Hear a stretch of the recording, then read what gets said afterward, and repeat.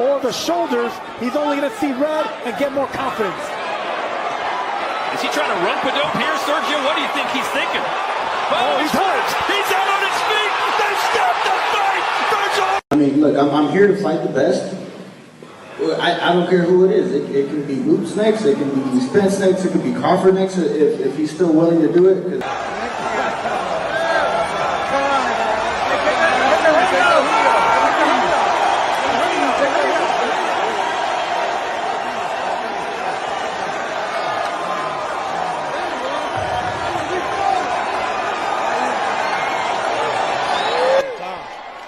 It's that time. It's been that time. Yep, it's the perfect time too. Oh yeah, it's the perfect time. I'm ready. We're gonna get everybody what they looking for too. Oh, yeah, Say like that. Yep. Let's get that money. That's right. Yep. Yeah. I think after this fight is the fight where I truly feel like I'm 100% back to what I was, and I couldn't have done it without my team, my dad, Robert, Hector, Charles, all the guys helping me spar, Dr. B, of course, and my promoters having my back 100% of the way, and I'm gonna have your back too.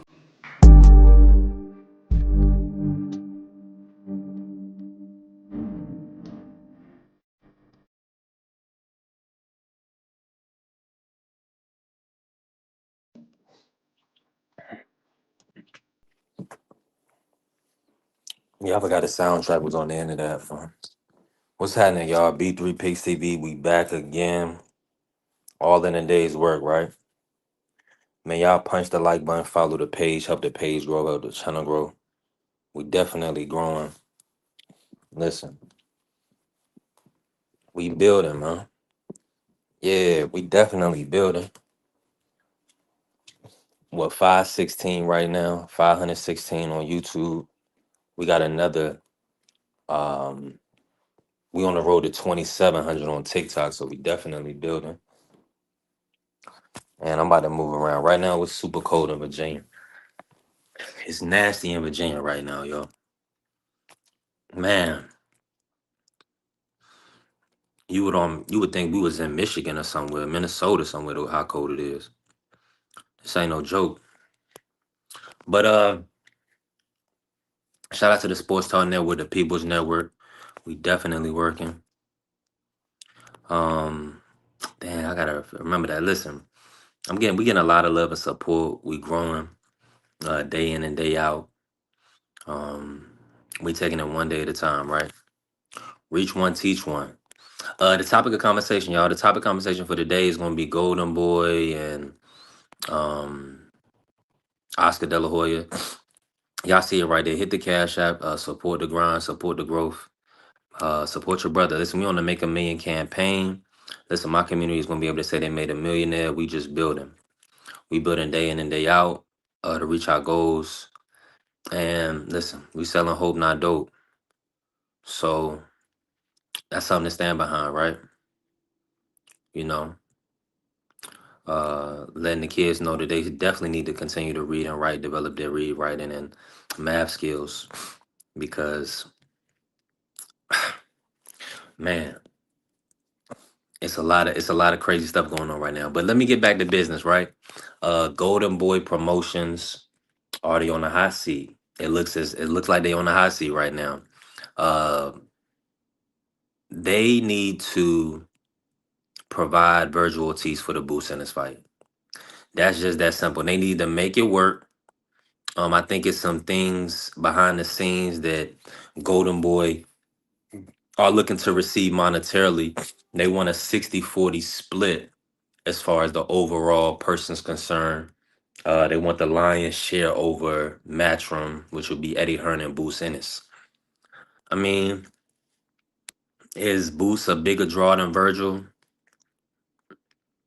I would probably believe he will be. I mean, he sold out in his hometown a few times, sold out in Atlantic City. Virgil has done good events, good gates in Los Angeles and in Texas. Excuse me, Cali and Texas. So this is really a 50-50 matchup. You already know that both of these guys have strong fan bases, strong support systems, good teams behind them. You got the legendary Oscar De La Hoya behind Virgil. So that carries a lot of cachet when you have the back end of Oscar De La Hoya and Goldenboy Promotions. Now, the zone is calling them to the carpet. They saying, listen, produce your fighter for this big event. Listen, time is money. Y'all know this. So when I'm here with y'all, provide my time and we entertaining the public, time is money, baby. So the zone is saying the same thing to Oscar. They telling Oscar, they telling Goldenboy, listen, time is money. Um, why not have a date locked in for March, April time for really the biggest fight that we all want to see, Virgil Boost. I'm trying to think if there is a fight bigger than that that's actually can be made. Maybe the Haney Boots.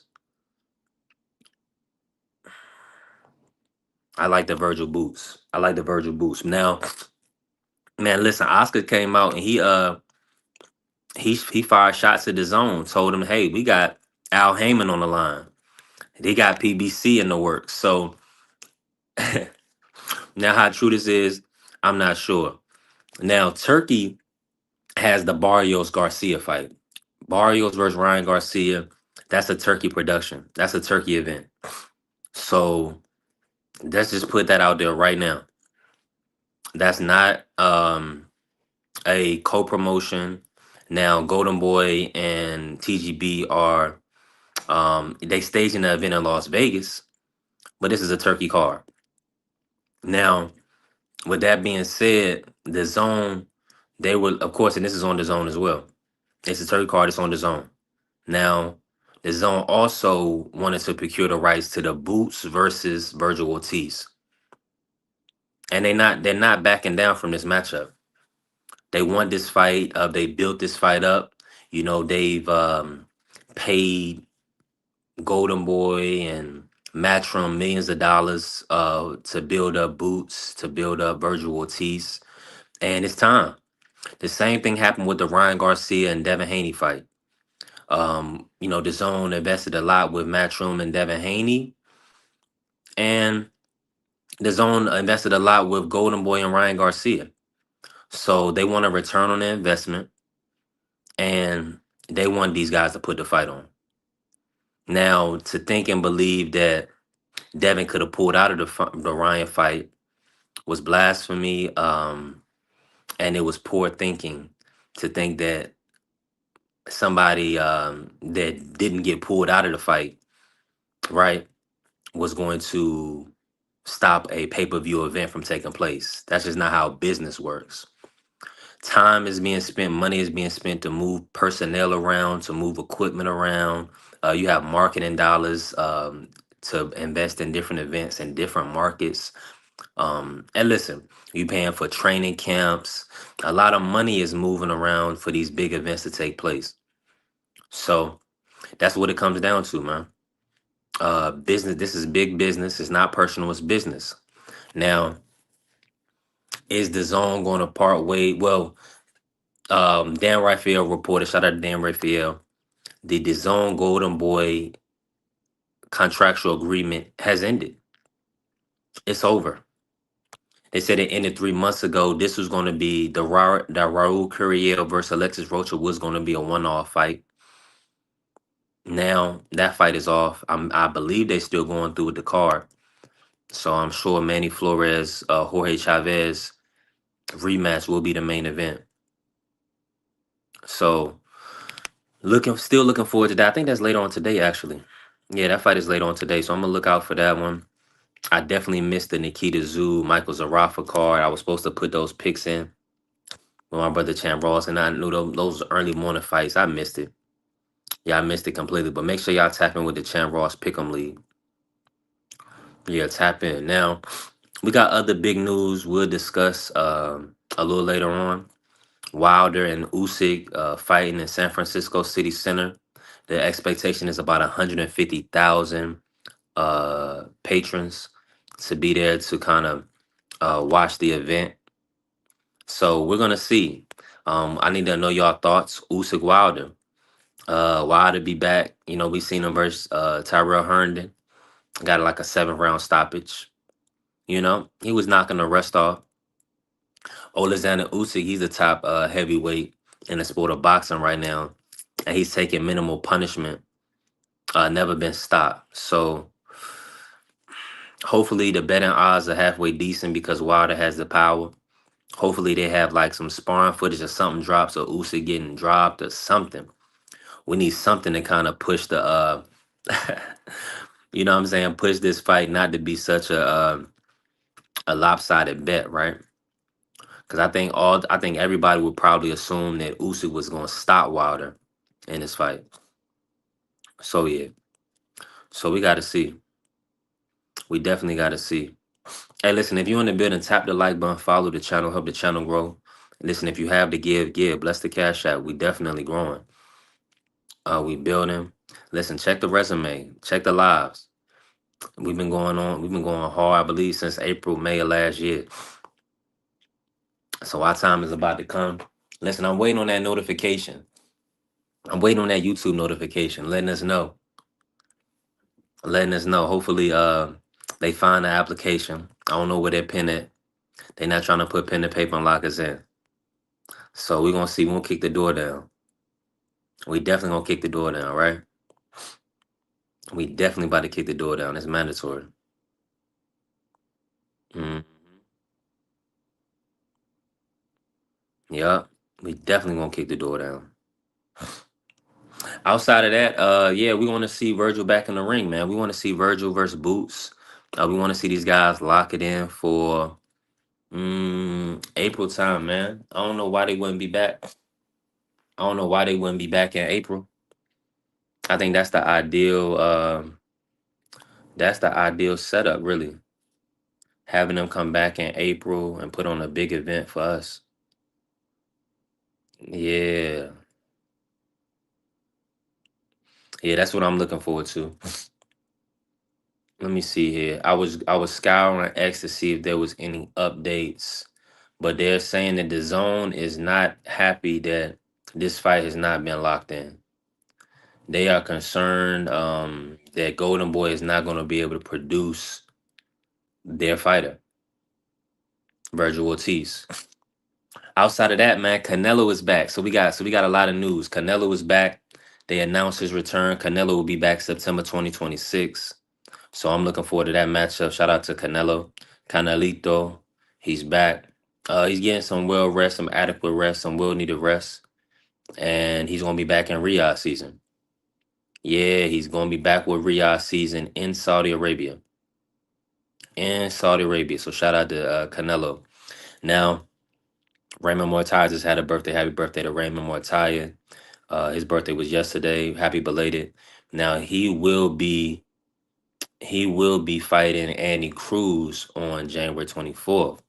I'm excited for that fight, and I'm also excited for the Khalil Cole versus Jesse Hart matchup. That's gonna be a good fight. Yeah, that's gonna be a real good fight. Two great fighters. And Roy Jones Jr. birthday is today. Shout out to Roy Jones. I like that. Yeah, look at Inouye, man. Shout out to Inouye. Inouye is working, man. They showing Inouye he's working. He's gonna be back here soon as well. Salutes. What's happening? The good brother Marky Dan is in the building. How you feeling, Salutes. Mark? Salutes. I'm feeling good. Salutes. Good, bro. I'm glad to hear that. Now, oh, they're doing Owen Cooper versus Constantine Ursa. Okay, cool. Okay, Lou, let me say this to you, bro. Listen, this how we gonna kick the show off. Now, well, we've been here for 15 minutes, but I'm gonna kick it off with Mark. Salute to the family Bentley. Hey, we definitely working. Appreciate everybody pulling up, showing love and support. Now, this is what they're saying, Mark. The zone is not happy that Golden Boy has not produced Virgil Ortiz for the boost in this matchup.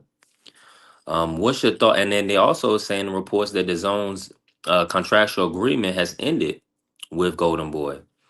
Are you concerned for Golden Boy? Um, Um, are you concerned for them this year, or just based on them not having a locked-in network agreement? And the Ryan fight with Barrios, that's a turkey fight. That's a ring card. Yeah. So talk about it, bro. Um, the old giants of the sport, Golden Boy, PBC, Top Rank. I mean, I'm not really gonna throw Top Rank in that pot, but PBC and Golden Boy, they're pretty much dead. Cause on top of this, B3, did you hear Virgil Ortiz is suing Oscar De La Hoya to terminate his contract? So he's done with these people. Like he's done. Like, and that shows me he probably wanted the Boots fight, but the one impediment to making that Boots fight was Oscar De La Hoya. And I don't know what Oscar's thing is, but this is not the only fighter he's done this with. Like you look at Golden Boy's entire roster, man, excuse me, I got a little bit of a cold. You look at Golden Boy's entire roster, they have no champions. None. Or I lie. They got Zerto. They got Zerto. I lie.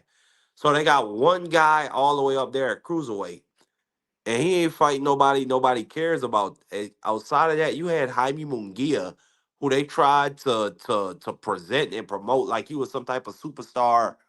But in over 40 fights, he never fought for or I'm not gonna say he never fought for a title, but what I will say is he spent 3 years at middleweight and he was not only Andrade's mandatory, he was Jamal Charlo's mandatory. And for whatever reason, the fights never happened. As a matter of fact, B3, I remember they were try like PBC was Showtime Espinoza, they were aggressively pursuing that Jaime Munguia fight for Charlo. And it was Oscar who did it. So I think that like Oscar gotta make a decision, bro. Like, why are you in boxing if you don't wanna make the biggest and best fights? Like it can't just at the end of the day always be about well, we'll pay guys as little as possible so we could take home as much fees as we can from the network. And then everybody's happy because everybody's getting paid and we doing business. But that's obviously not the case. I mean, the zone is not happy. And they've made that known. They're not paying for this BS no more. Virgil Ortiz is not happy. He's done with you. And not only that, Ryan Garcia is not happy. He's never been happy with you. This is going back years with Ryan Garcia. This is back when Ryan was on the Canelo undercards, and he was saying that they were only paying him like $50,000 a fight. And then we see the snakish tendencies with Oscar. The way how he treated Ryan Garcia, at like say whatever you want about Ryan Garcia. I don't blame him for getting depressed and going through all that and going through substance abuse because look at how his people did him. After he got humiliated by Tank Davis in the post-fight press conference, he's by himself. And it's so sad because it was Calvin Ford and Tank's people who were trying to say, "Hey, bro, you did great," and da da da da da. And then it was Oscar De La Hoya and Bernard Hopkins who were trashing Ryan Garcia and didn't even show up to this young man's post-fight press conference. But then when he wins against Devin Haney, oh, everything's yeah, we the best, da da da da da, we the best team, and all this bull crap. Man, nobody's going for it anymore. And Richard, like going back to the real, like the glory days of Golden Boy B3. It was when Oscar was off snorting dope, screwing transmissions and doing all other type of freaky stuff. He wasn't involved in the business. That was when Richard Schaefer was running Golden Boy. And Floyd said it out of his own mouth. I think it was I think it was at one of the Canelo press conferences. He said Richard Schaefer is Golden Boy, specifically just to slight Oscar. So I'm not surprised. Oscar has shown to be an ineffective promoter. He has shown himself to be an ineffective businessman, in my opinion. And yeah, we're gonna see what happens from here. I mean, what other networks are there out there in boxing outside of the zone? Amazon Prime, you're gonna do the distribution deal that gets PBC 6 to 8 cards a year? Is that what they're gonna do? So I just this is not a good situation. And then like with the TKO stuff, I talk a lot about TKO buying some of these buying Golden Boy out. I don't even know why I don't even think TKO would bother buying Golden Boy out. What for?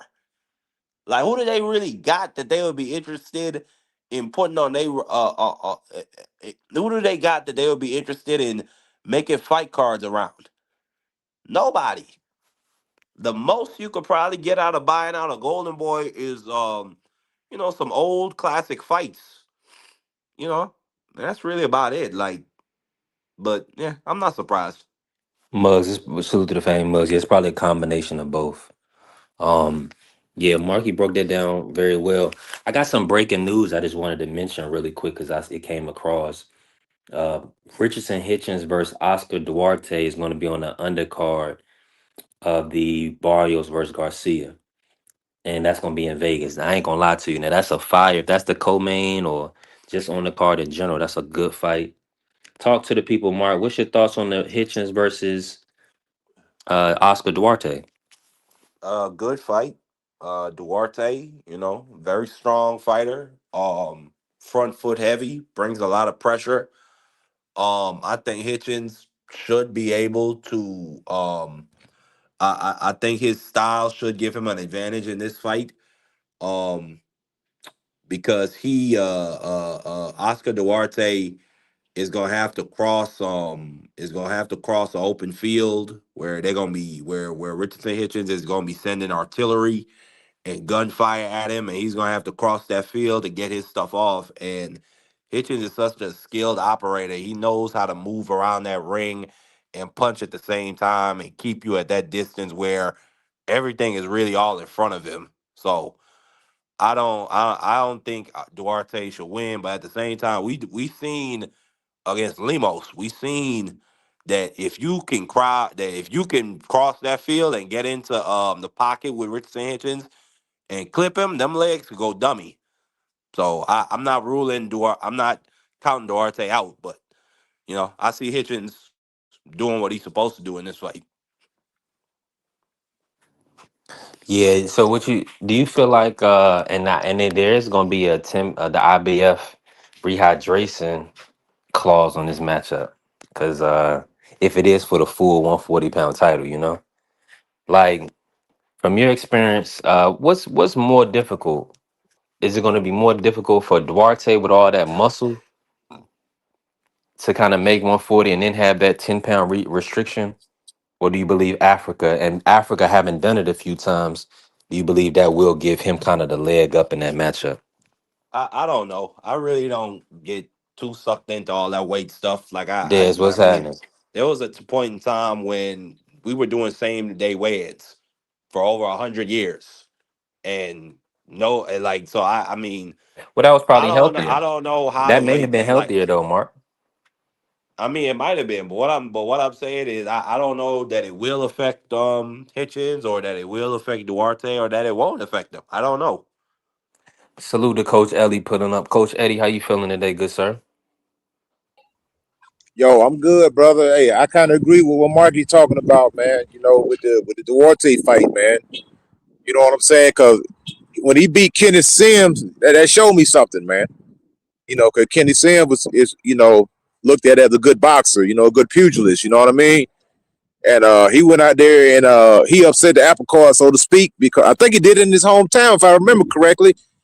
So the man, He did it in Duarte's Chicago. he's a road warrior. That was supposed to be a good fight for Kenny It Sam. was. Yeah, he to show himself, show him skills, you know what I That was mean? a And so-so war. yeah, it was a good fight, man. So Richard Hitchison, he fighting guys like he just beat who did he Gambosa. just yeah, Gambos. Man, come on, man. I mean, I ain't trying to downplay Cambosis, man, but he's a small guy. But you You know what I'm did, but saying? you did. Yeah. I mean, I'm just calling 100, man. He's a small guy. He been beat several times. Devin done pieced him up a few times. He done came up short. Sandor Martin, he got a gift against Sandor Martin. You know what I Yeah, he mean? did. So that right there was just some easy work for Hitchison. You know what I mean? I think Hitchison stopped it if I remember correctly, man. Oh, you mean he got a gift versus To the Limos? body. Yeah, yeah, Because Hitchens had a real close fight with Lemos. yeah. You know what I mean? So exactly, man. So it is what it is. Like I say, I wouldn't be surprised if Duarte makes it a good fight. And one thing about it, he's a strong puncher, man. You know, the dude punches with both hands. He lets his hands go. You know what I'm saying? So anytime you got a guy like that, a two-fisted fighter, you know, who's willing to let his hands go, you always got to be on your A game. You know what I mean? 1000%. But My how audio does might go off for a quick second. Let me ask you this, Coach Eddie. I don't know if y'all can Yeah, hear me. I go Uh, can ahead, hear you. brother. Go ahead. Ask Go away. ahead. I can hear you.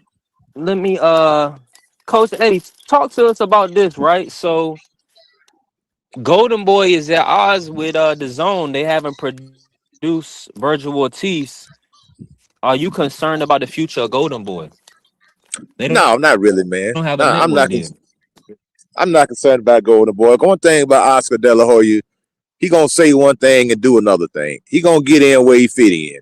You know, a lot of stuff he be doing just is social media stuff. You know what I'm saying? Just trying to stay relevant on the internet, man. You know, Oscar De La Hoya, I don't see him going anywhere. You know what I mean? Because they still got a little platform on YouTube.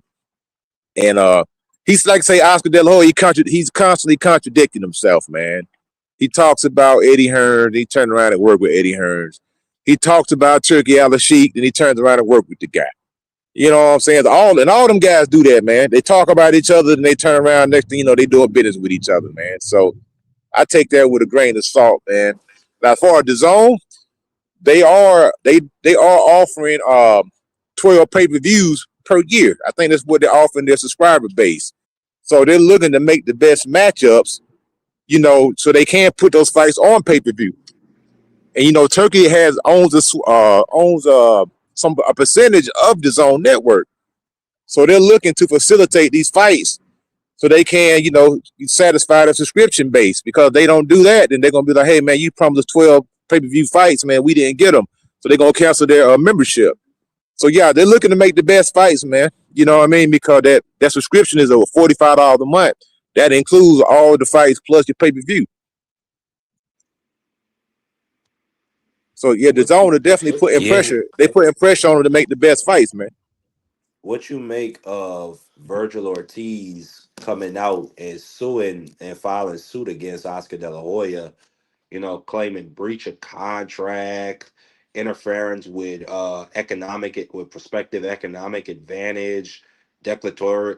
He's also demanded declaratory relief by just straight up throwing the damn contract in the trash, and it even says I don't know if this was listed in the lawsuit or if this is just the reporter adding context, but the reporters the Des, report what's happening? says the report says that he's doing this in hopes that he can get a showdown with Boots Ennis.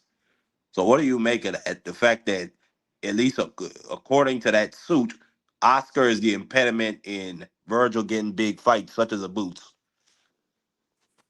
Yeah, I can dig it. You know, the man, he trying to force the man hand.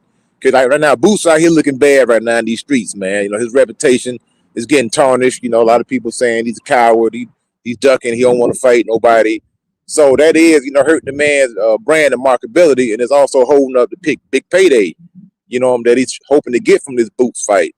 Now, Oscar De La Hoya, he's willing to make the fight, but he wants that 60-40 deal because he know him being a promoter, that's going to increase his net worth.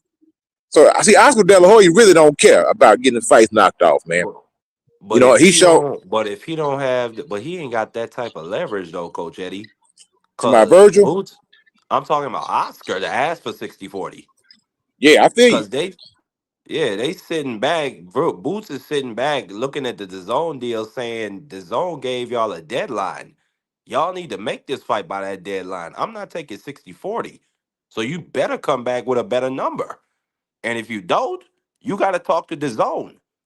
And from everything I'm hearing, DAZN is done with this guy, Oscar De La Hoya. He's done with Oscar freaking Hoya. So I think he should have just went ahead and made the fight instead of trying to do that whole eight-side stick measuring contest stuff. What Oscar De La Hoya trying to do, that's why he's trying to team up with Al Heyman. You see what I'm saying? They trying to do their own thing. You know what I mean? So they say, look, man, we can take the Golden Boy fighters and match them up against the PBC fighters, man. And they kind of trying to phase the zone out. You know what I mean? I guess they trying to take control of their company again. Cause a lot of times, you get in bed, quote unquote, with some of these big corporations, man. Next thing you start off in the driver's seat, the next thing you know, you in the passenger seat. Next thing you know, you in the back seat, and then the next thing you know, you walking. They don't tuck your whole joint. You know what I'm saying? So I think maybe Oscar De La Hoya is paranoid. Maybe they're gonna try to take over his whole company or whatever. So he probably trying to get out from under that thing. You know what I mean? And trying to work with Al Heyman so they can get something going. You're an optimist, Yeah, he Cornelius. I'll did. say that. Yeah, Oscar did put it out there that he is working with Al Heyman and PBC. I think he's doing that, just to let people know that he does have options. But what network deal does Al Heyman have right now? He got a distribution So, deal. Yo, the word on the street right, that I've been what kind of hearing, deal? man, if they With no trying to go dates though. to they trying to go to Netflix, man. That's what I've been hearing, man. That'd be a good move. Who you talking, Golden Boy or Al Heyman, PBC? Yes, they say Al Heyman trying to strike up a deal with Netflix, man. Good move. 'Cause I think Netflix. You see, Netflix has been getting into the sports business, man. They got Yeah. football, basketball, and all that stuff on there, right? If I'm not mistaken. hmm So they trying to get up in that market. They trying to corner that market, man. You know what I mean? So I can say But it's a lot of movement. It's a who are lot the of moving fighters? parts, man. Who can they produce though? Who can PBC produce to get a Netflix deal? You know what, man? I don't even think it's so much about the star power. I just think if you can just consistently turn in a good product. Because even if you want to, ride off the back of Tank, your flagship fighter, the dude only fight once a year anyway, man. Or once every 8 months. That ain't enough to. That ain't enough to, But that satisfy guy, Netflix. but you can't hedge your hopes on Tank though. He's not reliable. Like we seen the Lamont rematch that got put off because of that situation on Father's Day. Then the $50 million bag he was gonna pick up with Netflix, that shit got put off again because of another situation. So it's like, can you really can Al Heyman even hold Tank up as a bargaining chip in if he wanted to go get a Netflix deal? And then it's like, I think Netflix, if they were to get into the sport of boxing, they would want to essentially create their own UBO with like what TKO is doing, because Netflix and Paramount Plus, they are adversaries, and right now they go into war over their bids for Warner Bros. So I like it, they not gonna just, I don't think, or I don't know, but I don't think that they would just bring Oscar De La Hoya and the dregs of PBC and Golden Boy just to throw some stuff together to say they in the boxing business. I think they want like real big fights with big names. Like, say what you will about like the celebrity BS fights, coach, like Mike Tyson versus Jake Paul. That's still one of the most viewed. That was the most viewed fight on their platform. I think it did 150 million viewers, or no, it might have did 50 million viewers worldwide. You know what I'm saying? Like Zerto Ramirez versus Hold on. who? Let me say this because he said David Benavidez is fighting Zerto. Now, what I'm saying is this: we don't know That that might that be a fight decent hasn't fight really for been me. finalized. Yeah, but here's the situation: a lot. It's like you still need star power. You got Thurman, all these old guys. Yeah, they do got Errol Spence, Thurman, Jamal Charlo, Jamil Charlo, Boo Boo Andre, Mr. Gary Russell. All of these guys, right? Now, are they enough to, procure a long-term agreement? And what kind of cards are they gonna put together? Now, Barrios, for all intents and purposes, he might get knocked off by Ryan in February. Um, like you said, Tank is dealing with his issues, and then David Benavidez, he's gonna fight Zerto probably on a DAZN card. So we just gotta see, man. We just gotta see. I agree Marky, with you. I agree with you, go ahead, man. coach. My I bad. agree. Nah, I was just agreeing with you, man. Like I say, you do need the names, man. So I don't know what's I don't know what's on the horizon, man. Like I said, a lot of them old heads, man, they getting ready to get out the game, man. So it seems like they trying to cash in on them guys, why they got a little bit of name, but it just like you said, there ain't enough dates, man. See what Al Heyman was doing, which was smart when he came in the game, was that he would buy all the TV dates up and he would lock all the venues down. That's why they tried to accuse him of having a monopoly on the boxing game. Because if you want to do a show on a particular date, you go pull the date. Al Heyman already had it locked down. You see what I'm saying? He already had the TV date. He already had the network locked down. So that's why Goldenboy was trying to take the brother to court, man. Talking about you try to put a monopoly on the game. And like I say, monopoly, and what's the man name? That we used to work with Al. We used to work with Oscar De La Hoya, the dude that let the contracts expire. So that's how Golden Boy lost all their fighters to Al Heyman when the contract expired. He was able to pick up all them guys. Remember, a lot of them guys start off.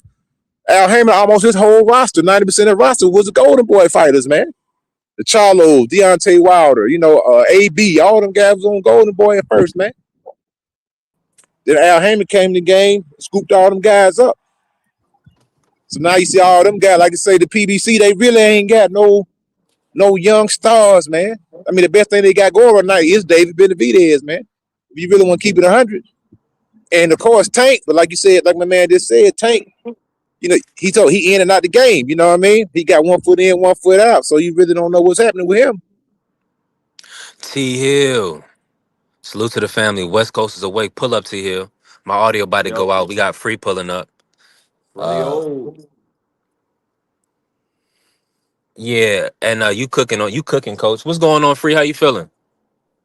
Chilling. What's good, everybody? Listen, taking it one day at a time, Free. Talk to us about this situation, man. They Golden Boys agreement is up with the zone.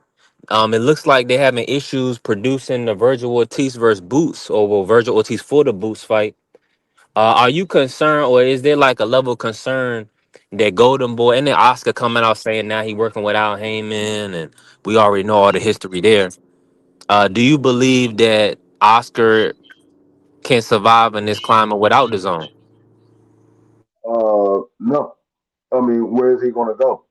He can't.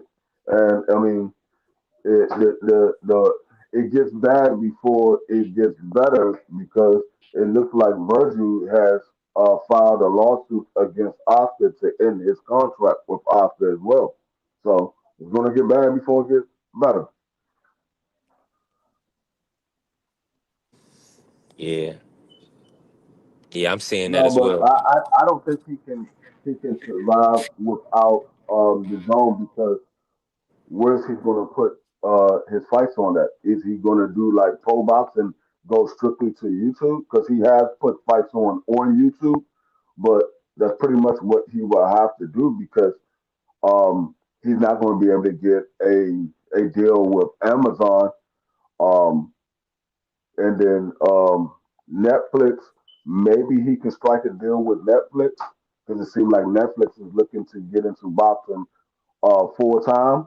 So maybe he can strike a deal with them, but I just don't see where he's gonna go if he can't be on his own.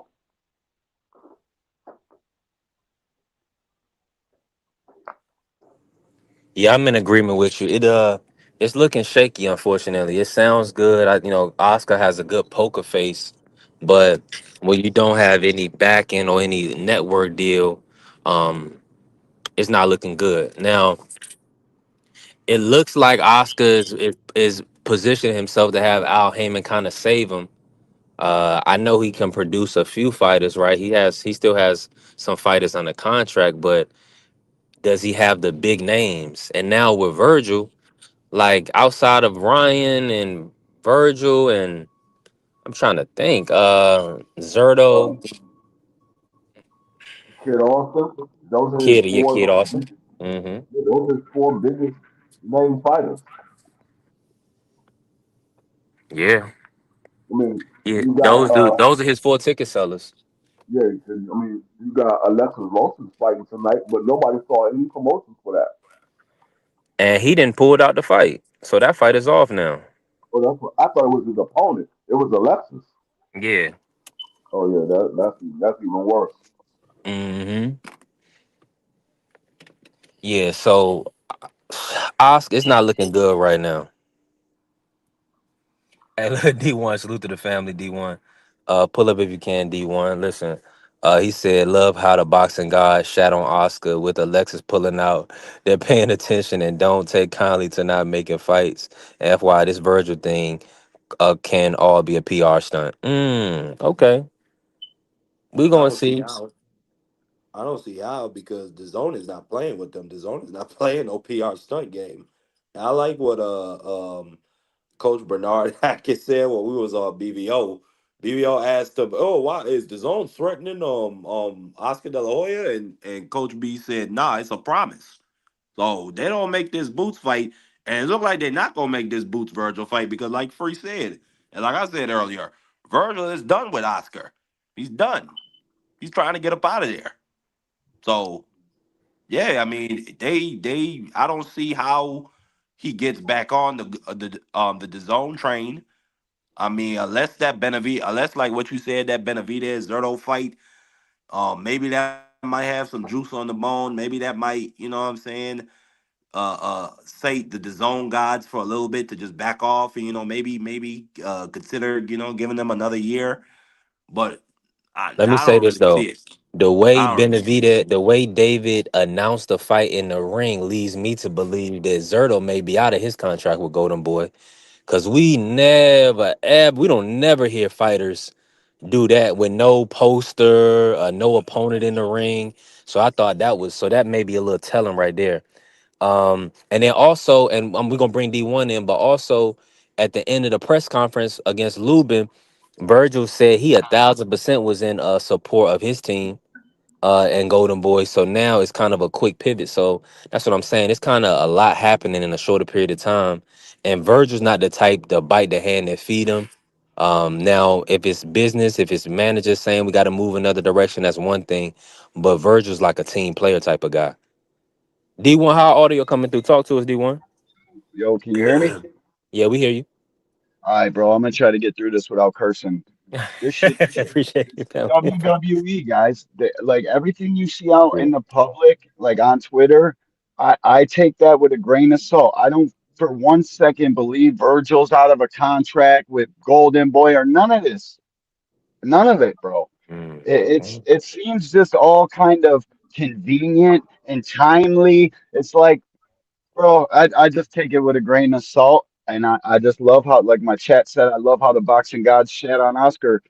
Bro, you're literally depriving boxing fans of one of the greatest matchups we can get in 2026. It fell into the zone lap. Your TV promoter, who definitely doesn't have Golden Boy under contract. It's a fight by fight basis.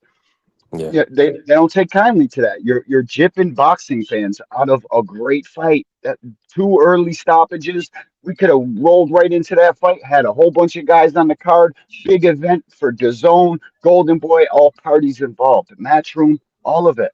But instead, this guy wants to block his blessings, so to speak, and try to stop Virgil from going to be great. Virgil wants to be great. At least he's saying that. He's saying Yeah. that in the public. So I don't know why you would want to block your blessing like that. I really don't, man. Just because he's gonna lose, you never know, man. This is boxing. Virgil got some thump with him too. So like I'm with you fights on are that. fought. Salute to the beautiful style by K today. I'm gonna rinse you up. Appreciate you pulling up, showing love. D1, let me ask you this, because you said that do you feel like the Boost Virgil is the biggest fight in boxing, or is there another fight right now that No, you believe is bigger? it's for us. There's way bigger fights than that. Like for us, like us guys on the panel, Yeah. D3, you Marky Dan and I can't Coach Eddie. Like we love it. It's huge for us because it's got so much implications to it and something we've been watching marinate for the last 5 years. It's huge to us. It'll be big in Philly, but I don't know about a big fight. Like man, we get this shit confused all the time. What a real big fight is, and there's much bigger fights. Tank and Ryan too, way bigger fight tanking anybody right now if he can get out of this shit, which I don't think he's gonna, man. I think this one's gonna stick a little bit. But there's much bigger fights. David Benavidez and Better Beeve, I think, would probably draw more numbers than that. David Benavidez and Bivol, even with Zerto. Zerto's got a whole country with him. You know what I'm saying? David Benavidez got a country with him, and we'll get behind him. He's my favorite fighter, but the rest of the fans will get behind him in the Zerto joint. And the reason I think they did that like that is because they had to sneak turkey, blindside him, and say, "Yo, I'm going over here to fight this guy." And you got Oscar De La Hoya doing business with PBC, trying to make his fighters fight PBC so he can get on Amazon Prime. Because as we just all heard in the last couple of days, he got a fight basis contract with the Zone. He's got to go somewhere, put on fights with somebody. You know what I mean? So 1000%. And that's what it is. Well, let me ask you this, D1, why I got you here? Because they did announce today that they're going to put Richardson Hitchens versus Oscar Duarte on the undercard of Ryan Barrios. Talk about that fight for us. Who you like in I that got matchup? Duarte. I got Duarte, bro. And again, in Mm, boxing, guys, like I know Richardson Hitchens, great pure boxer. Kid looks fantastic, looked great against Cambosis. But I remember the Lemos fight. I remember how he was starting to crack under Lemos' pressure. Oscar Duarte is a much higher level pressure fighter than Lemos. This is a bad fight for this kid. He probably should have just lowered his cost and took Keyshawn or somebody like that, bro. Duarte's a tough fight. It's not in a technical aspect of boxing. I'm talking about a fight. That kid's coming to fight, bro. He just beat Kenny Sims in Kenny Sims' hometown, bro. that was a big I don't win. know. I don't know who's controlling Richardson Hitchens' career, but he got some nerve asking for all this money. You can't draw $2 million to your birthday party. How you gonna ask a promoter to go in the hole with you right off the rip? Like Yeah, that's these wild. kids don't make He no sense, bro. he's There's no with Key money in this Conley. game. No money in this game right now. None. Barely. No buzz. No money besides Turkey blessing these dudes, and he's doing it on purpose. He's trying to Hmm. bottom this market out. Like, man, Speak the facts, D1. Speak the facts on these guys. this shit Tell is them crazy, bro. I don't understand what people there's don't no get, money bro. in boxing outside of Turkey None. right now.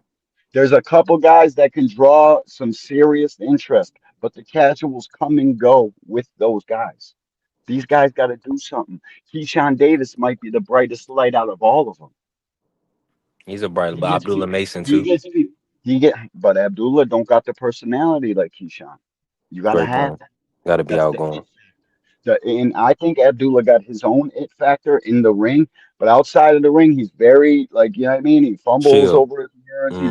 Too He's kind chill. of like Tank in that way. But I don't know why people take towards Tank and don't for him. But Abdullah's still young in the game, and I'm pulling for him harder than I'm pulling for any one of them.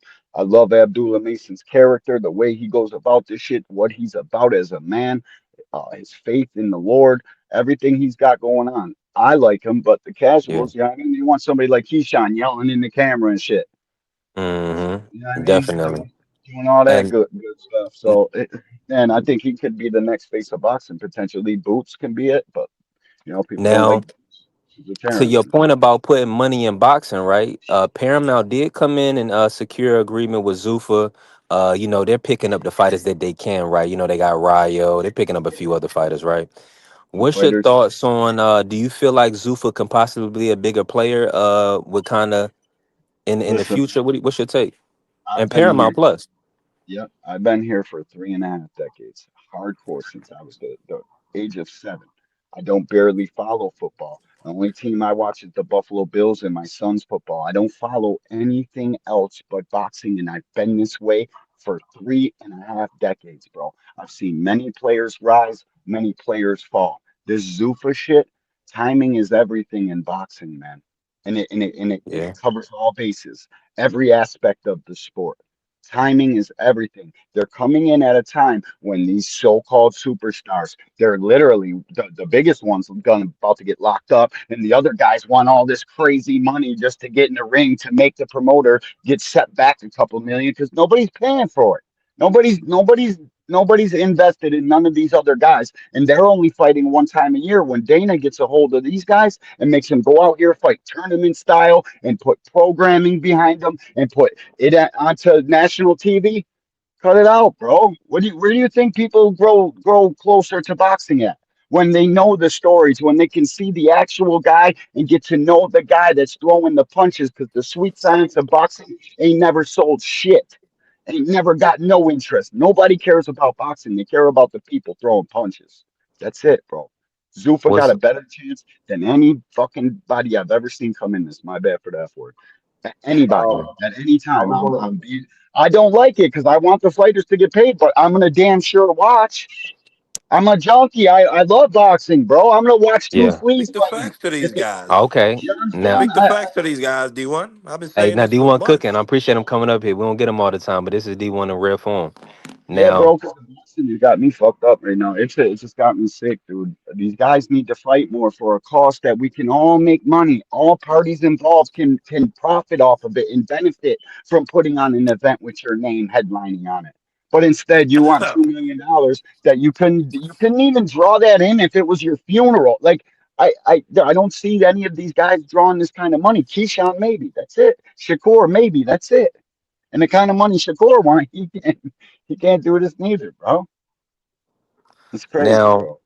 I don't want to listen. I got a lot. I got a lot to get off my chest right now with you because I don't get you all the time. But Devin Haney, now he has one fight left with Turkey, and they're saying that he's probably gonna have to wait until the end of January, end of February, before he can get a fight. It's looking like that ticket on that price tag is a little too much for Lewis Crocker, or Eddie said the price the fight was too expensive, right? What's your thoughts? Who do you feel like Devin? Who's his best bet? Who should he fight? And then I want to know your thoughts, and we'll move it around. But I'm I gonna want to know your say thoughts on something. Usyk versus Wilder. You're gonna be shocked about what I'm about to say, but I'm gonna say this and I fucking mean it. I had Devin Haney all wrong. His mentality and how he goes about this shit, because he's making all these other guys around him look like they're not even got close to the same path as him. He's going Yeah, for the top guys. I may not like the way the kid fights and his dad caps a little bit, but as far as him versus the rest of the field, he's making them look like shit. right. Like real talk, man. These guys want all this shit, and I get it, man. He got a blessing from Turkey, and which when Turkey goes away, it's probably going to be hard for him to get fights. It's going to be hard for him to get fights even with Turkey. Turkey don't want to pay for Lewis Crocker because Devin Haney comes with a hefty price tag, and with this money that these guys are asking for, Turkey's part is most to blame. You're overpaying them for one fight, but then won't overpay them for the next, and now you know why you can't get fights made. Yeah, It's just like shooting yourself in the foot. But shout out to Devin Haney for at least going after tough fights and trying to make boxing work. Shout out to him for real. yeah. He's definitely and people don't really want to put his name in there with this guy because he's such a devastating. He's well, he's just hurting people. David Benavidez. David is David, moving like a young guy that's moving like that, and him and Devin are close in age. But Bam is up there. He's doing it. yep, And we want to see him in higher weight classes. Devin, But Bam, David, Devin, Monster. There's a couple guys and that now Shakur. really. Shakur is moving for his fourth division, Shakur, so I have to include Shakur. we'll throw him in there because T.O.'s a top dog, man. I know Yeah. everybody's seen him look like crap against Cambosis, but that's any given Saturday, man. People don't understand what a fighter needs to go right in the course of 8 weeks to look great in the ring. Like anything could be bothering you and make you look like shit. People are too hard on fight to fight. You know what I mean? We put too much into I it. always say this. It's about how you show up on the night. Yeah, man. And Anybody one can dude win could be any fight. depleted, and one dude like the Ryan and Devin, right? We've Ryan and seen it Devin, that's fight. really a 50-50 fight, right? But if you if you ain't on your A game, you're gonna get your ass kicked. Like that's just how boxing is. It's about how you show up on the night, man. That's a fact, bro. That's a fact. And I hope to God the rest of boxing can come together in this tough time of you got a real deal competitor, and they're going to try to throw salt and shade on Zuffa and what they got going on and say that's the B leagues and yada yada. I love pro box, bro. I will watch pro box over most boxing. I love that kind of boxing because you still know Yeah, what they're fighting for. They're still trying to talk to get to him. the top of boxing. So, man, we're just in a tough time right now. So the one thing that I think Zuffa and Dana White is going to breed is competition. They're going to make these guys do their job because they're definitely going to do theirs. Dana gonna put on some Yeah, fights, bro. So, but the best he can, anyways. He's gonna make the best guys fight the best guys, and you know what I mean. He ain't got too many picks. He's gonna make these guys fight. So I don't know, man. I think boxing should get it together. I'm about to head back in the building from lunch, bro. I appreciate you. Stop through, smash the appreciate you, like, share. D1. Appreciate you too, man. Fellas, y'all have a great day, man. Keep cooking. I'll be in the chat. I'll be All right, listening. Lock. That's a lot. All right, Salute to peace. D1. TD, Salute to D1. TD Sports Talk in the building. Listen, y'all tapping with TD Sports Talk, and make Chop make sure cheese, y'all chop. check out the Angry White Man, uh, D1 man, coming over, showing love, building technique in the building was good, man. Appreciate y'all showing us, showing support. Listen, we getting a little feedback. Maybe that's me. I'm not sure. Hold on, let me see.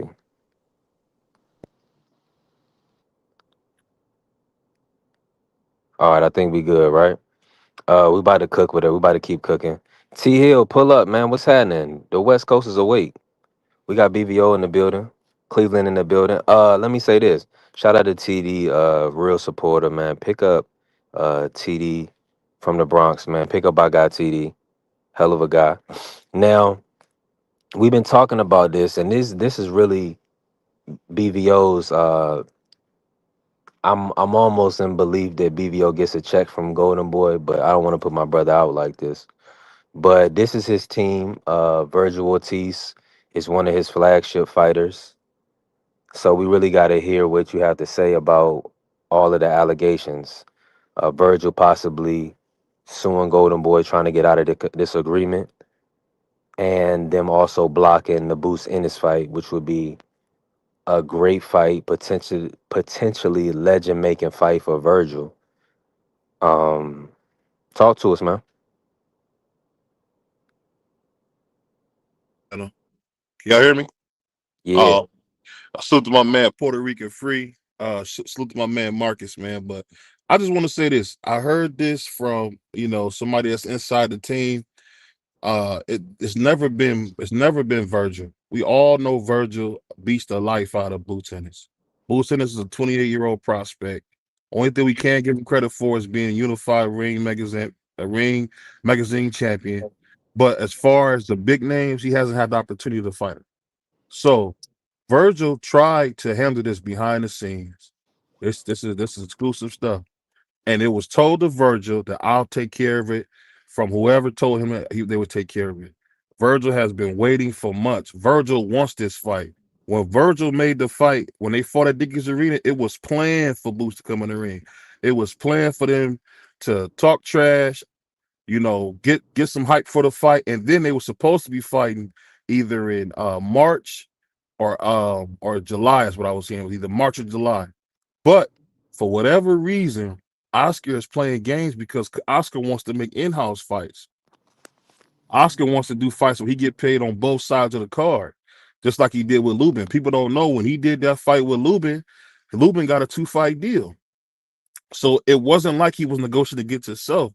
He just doing some old school cheapskate promoter stuff. And now Virgil's fed up with it because Virgil already made it clear he wants to be the best.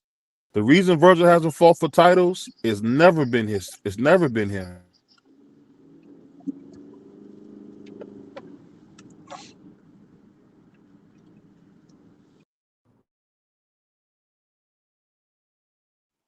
Did BVO cut out? No, I think he just stopped talking. He might have cut out, but I think he stopped. I mean, I agree with him. I think Virgil wants to fight. I don't think Virgil is a coward or anything like that. I don't think he's scared of Boots Ennis. But it's apparent, people around him didn't want it, probably for a reason.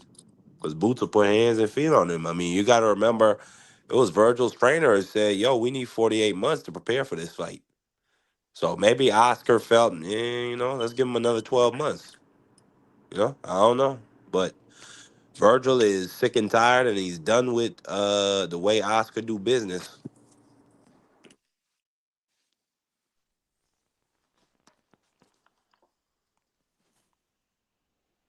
Salute to everybody in the chat, man. Smash the like button. Hit the Cash App. It's a great channel. If you're new over here, please subscribe. Shout out to my brother Technique from Ireland. How you doing, bro? Hope you're doing well. Yeah, Shout out to I don't. I mean, it. Virgil could want the fight, um, or it could be another reason why Virgil want out of the fight. I mean, out of his contract. It might not have nothing to do with Jerome Booth. It might be the fact that Virgil's been a interim champion multiple times, and he has never fought the champion yet, and he's been under Oscar De La Hoya the entire time. So, I mean, like, I know BBO called Jerron Buchanan a 28-year-old prospect, but hey, Virgil looks more like a prospect to me. He hasn't fought no big name fighters. I mean, the biggest name fighter he fought was a guy who's never been champion himself, and that's Ersan Lubin. But it just, I think, I mean, it could be the fact that he wants to fight, or it could just be the fact that he's been under Oscar this entire time, and he has never had the opportunity to fight for a title yet.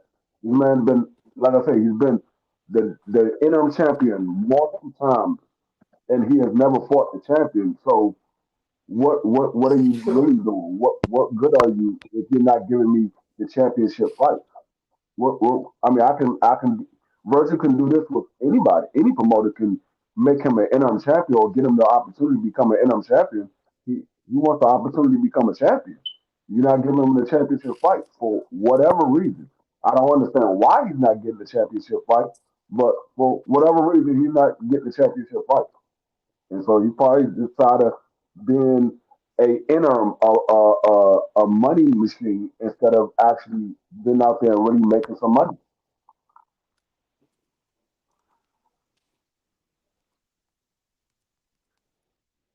I agree. I agree. Any promoter could do what Oscar De La Hoya is currently doing for Virgil Ortiz, which is squat. I mean, the man's been through three weight classes, has never even fought for a belt. So I don't You know say you've what been through how many exactly weight classes? three. Two. He, He been to two weight classes. no, Virgil Virgil fought fought at at 140. Virgil fought at Virgil 140? fought at 40, yeah, he fought at 40, 47, and 54. So this would be Okay. his third weight I wasn't I class. wasn't I I wasn't didn't I know. I didn't know he wasn't fought. I didn't know he fought at 40. I'll be yeah, honest. I I didn't know didn't that. know he fought at 40. And Well, he very well he could wasn't have. at the he wasn't at the I'll say he wasn't at the championship level yet. So let me give that context to that. But Yeah, I my mean, whole like I point said, is Oscar De La Hoya is not doing nothing for this kid. So I would yeah, agree. Like, so, what's the point in them staying over there to do what? yeah, I mean, like I said, Oscar, this not like this is the first guy that left Oscar. I mean, we saw what happened with Jaime McGill. He left Oscar and he became a champion. But Jaime McGill didn't fight anybody. The first time he fought somebody, he got beat. He didn't fight anybody. This, y'all know Jaime McGill was daggone Jamel Charlo's mandatory, or he was the interim champion to Jamel Charlo for 4 years. 4 years. Never Yeah, fought Jamel I Charlo. talked about it. I talked about it before you came on. Not only was he Maul's mandatory, he was Andrade's mandatory for 3 years, Yeah, this man had and never. they were on the same network. And it seems like that's exactly what Oscar's doing with Virgil. It seems like that's what he's doing with Virgil. The man has been an interim champion multiple times. Remember, up until last year, Ryan has never fought for a title. He would have fought for a title for Devin Haney, but he came in overweight. He never fought up until last year. That was the first time Ryan fought for a title. That's factual. I really don't know what it is. I don't know why they in the business of boxing. Let me see. I'm looking at the Virgil Ortiz lawsuit right now. Hey, sometimes you gotta get away from the promoter if they not moving you the right way. And I know people be like, "Oh, Oscar De La Hoya, he this, he that." That doesn't mean he's a great promoter to a particular fighter. He can be a great promoter to other fighters, but doesn't mean he's a great promoter to the one that has him in question. I think So I the think I think what lawsuit it is is. saying that Virgil's contract allows for Ortiz to terminate his Golden Boy promotion. This is what he's alleging, or this is what his lawyers is alleging. They're saying there's a clause in his contract that allows him to terminate the contract if Golden Boy ends their relationship with his own. So it looks like he's trying to get ahead of the game. I mean, it's not only that. You got to remember, Oscar The keep making agreement with promises Golden Boy that do not keep, and concluded. it's the same thing you Oh see no! when So you January 13th. Okay, so it says Golden Boy. Wait, so they don't even have a deal with the zone right now. No, their contract is came to an end. They was looking to extend it, and the only way they can extend it is if they was to produce the Garan Buchanan fight. Claim for declaration relief. can y'all hear me? Yeah, we hear Yeah, I you. can hear you. Oh, okay, my bad. Marky Well, be if talking that's like the nobody case, talking, so I'll be like, damn, can y'all hear me? but Go if ahead, that's the my bad. case, then it's already over with. Virgil already gone. If that's the case, Man, Virgil's not going nowhere. I just read you the fine. I just read you what I his mean, you can lawyers read are me claiming. whatever you want. This what I'll tell you about that I've learned from getting to talk to people in boxing. People sue and do this all the time. Just like when people don't understand, you'll fire your manager and then you'll hire them back so they come at a lower percentage than when you sign a deal. This is just business. I think at the end of the day,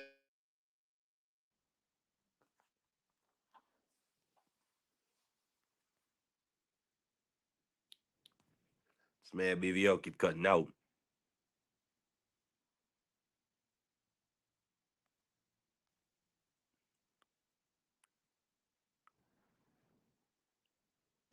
It's just so hard. You can hear me, Mark.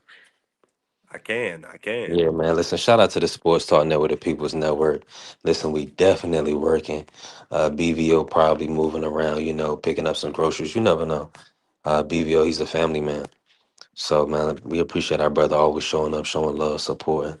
Hey, the grind don't stop. Bless the cash app, man. Help the channel grow. We got Democracy 101 in here. We got D Free Sports Talk. We building. Um, all right, let's get back to it. I missed a little bit of the conversation, but at the end of the day, Virgil and Boost fight has to happen. That's a mandatory fight that we need. We need that fight. And that's all it come down to. Um, Free, you in here? I can't hear Free. Marky. I can hear you. Can you hear me? Because I can hear you.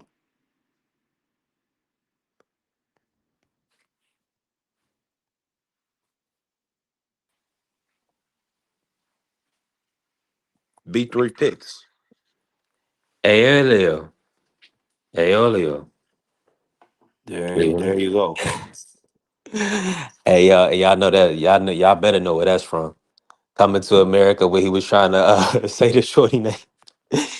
He was trying to say the shorty name. They pulled up the King Jaffa. They pulled up on his house on McDowell's house, and he was trying to not pronounce the lady's name. He was like, "Hey, Leo, hey, Leo." That shit was funny. Uh, let's get busy.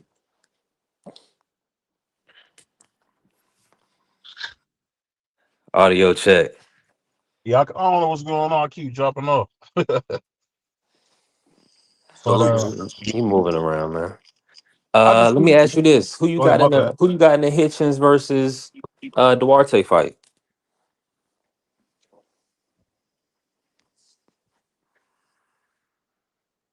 I can't hear BVO. Y'all can hear him. No, I can't hear. Keeps Can cutting y'all hear out. me? I We can can hear you hear you now. now. I can hear you now. Oh, okay. Yeah, okay. Yeah, for whatever reason, it's having a hard time connecting. 1 second. But no, what would you say? Three, go ahead.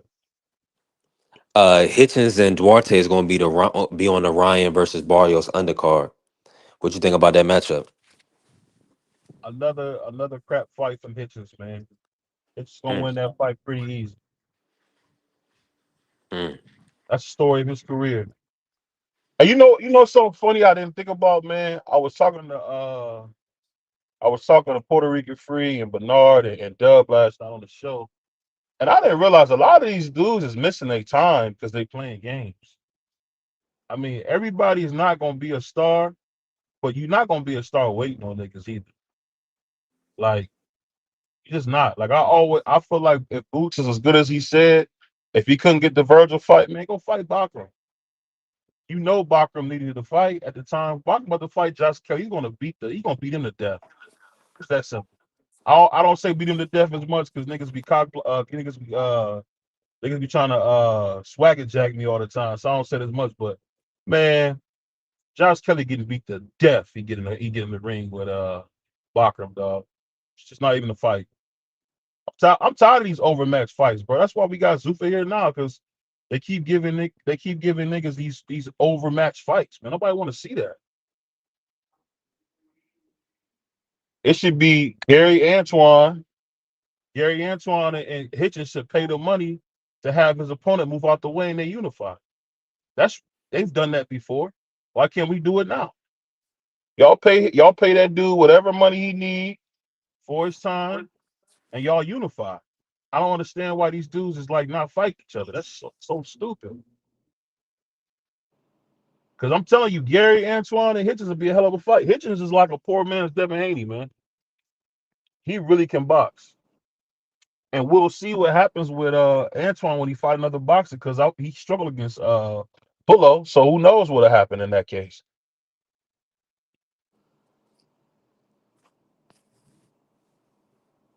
But that's all we I getting. If you agree. look at the docket, nothing but trash fights for the next 6 months. Trash this, trash. You be like, what in the world? Ain't nothing even to look forward to, man, other than what you see what my man Usyk is Well, doing. Shout out to Usyk, man. you got Zuffa. They're gonna be debuting their card, but I'm gonna be honest. I'm gonna be focusing on the UFC for a little bit of time, at least until maybe like May. Like that's the next big boxing fight. I'm intrigued by that Zerto versus Benavidez fight. I'm actually really intrigued. I want to see who wins that fight because Benavidez he been able to do some things that Zerto hasn't been able to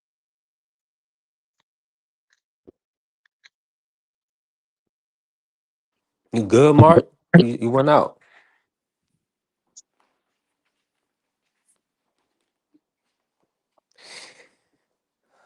Free, listen, free must be moving around too. We can't BBO. You on the I ain't water. gonna lie to you, man. I ain't gonna lie to you, man. That fight with Zerto and David, that's an overmatch too. David's gonna beat the dog shit out of him. He's gonna beat him to death. Like I've seen Zordo, and Zordo is just like Yard. He's gonna be right there to get beat up. That's not gonna be no good fight. I just hope that David take it easy, because if y'all look at how David was beating up Anthony Yard, you would have thought he hated blacks. Man, Yeah. he beat the hell out of that dude, man. I'm just being real. That ain't no fight. That's the thing I'm saying with boxing that's kind of sucks. You know when not getting a fight. It's a doggone shame. People talking about Tank's personal business is like the biggest thing. Even BBO ain't gonna talk about it being on the run. I'm not gonna talk about that. You know what I mean? I know what it's like to be in jail. I don't want nobody to go to jail. That's how you know we rock bottom. When we talking about a dude being in jail, might go to jail. Then I even heard of a report where somebody said his house got raided. That was a lie. I mean, I don't understand, bro. We got the wrong stuff worried about. Now let me ask you about this. Dang, they talking about Usyk Wilder, man. It's coming up. Um, what's your thoughts on that matchup? What are you hearing about that fight actually coming to fruition? Well, shout out to the Filipino nation, man. A friend of mine, sorry, not Filipino, Cambodian, my bad, Cambodian. A friend of mine actually is gonna be working on that card. So this is how that card is gonna go, which is cool. I debuted this last night. So Usyk is paying for everything. Usyk's gonna pay Wilder. He gonna pay for the venue, and he's just want. This is like a hometown coming, a homecoming fight or whatever. He hasn't fought in America since he fought Michael Hunter, I believe, and he just want people to come in. So he not even charging for people to come in. They're supposed to be having free food as far as for the people that's there, and it's supposed to be free to watch. So I mean, no matter what happens, this is some Muhammad Ali stuff where you see somebody giving back to the fans, and I don't know if Wilder can do anything. I think Wilder's half dead, but hey, shout out to Usyk for putting on this card July 11th. It's gonna be big, man. You gonna have a dude. You got a dude. They got enough bread to just put a card up because you want to. You know what this reminds me of? Yeah, Remember? I've been telling I people for mean, months that he's got over like 6 billion Ukrainian dollars over his last few fights. So he's Yeah. chilling. He don't he's care the about no money. highest. He's the highest paid fighter in the history of the sport, BBO. I mean, that man made at least reportedly 130 million against Dubois, Hmm. another 100 million against Fury in the second fight. I Hmm. heard reports saying he made 30 against Fury in the first fight. He made 70 against AJ in the rematch and Hmm. 20 the first fight. Like, so he just has a stupid amount of money. And what they don't take away from taxes, I mean, Usyk is a minimalist. He's not one of these guys who's out here buying a bunch of cars and a bunch of jewelry and a bunch of property. Well, no, he do got a lot of properties, but But no, I'm he just got a saying. I'm lot of just saying liquid. for him to be on top of the game and just say, I want to give back. He supposed to be giving Deontay Wilder a $8 payday just because he can. I mean, what more can you say? I'll be honest with you, man. I'm thinking this is not really gonna be a crazy tough fight. But just shout out to Usyk for even taking a break from getting the cheese with Reem Magazine and giving these young upstart. You gotta look into these Cambodian brothers that's doing their thing, man. These brothers is doing their thing, man. They get an opportunity to work with the heavyweight champion. How many people would let you work with them and use their name and all that like he doing? So shout out to Usyk, man. I ain't gonna lie, B3. That's one of the things that really excites me in boxing, man. That and really seeing this, you know, seeing what happened with this if we get this Ja Overtime versus David fight. I think Hold those are on, BBO, my bad, bro. go ahead. Speak about the Cambodian upstart. Is I forgot I didn't hear the name. But I know that Usyk is doing this with a different company. He's not doing this with Turkey. No, basically what it is I don't want to butcher the name, but basically it's some young kids from the Bay Area. They're gonna have it in San Francisco. I'm not sure if it's gonna be at the Chase Center or not. But basically, he just doing a give back and giving these young kids the opportunity to promote the heavyweight champion. Like back in the day, people don't notice, but when Don King first promoted, Muhammad Ali came to save a free hospital in Cleveland, and Muhammad Ali came. You know what I mean? So Hmm. it was dope, man. And that's what you see. That's the Muhammad Ali stuff, giving the young guys a chance. But that's Silicon Valley, so let's not. He's not doing this for free. They're not going to disclose it, but he's getting paid. No, I'm sure he's getting paid, but I'm just saying the fact that he's even doing it. That's what I mean. Like Hmm. I don't think people understand the whole fun of doing well in life is to be able to help people, other people. That's the best thing you can do. Is you can come and help other people.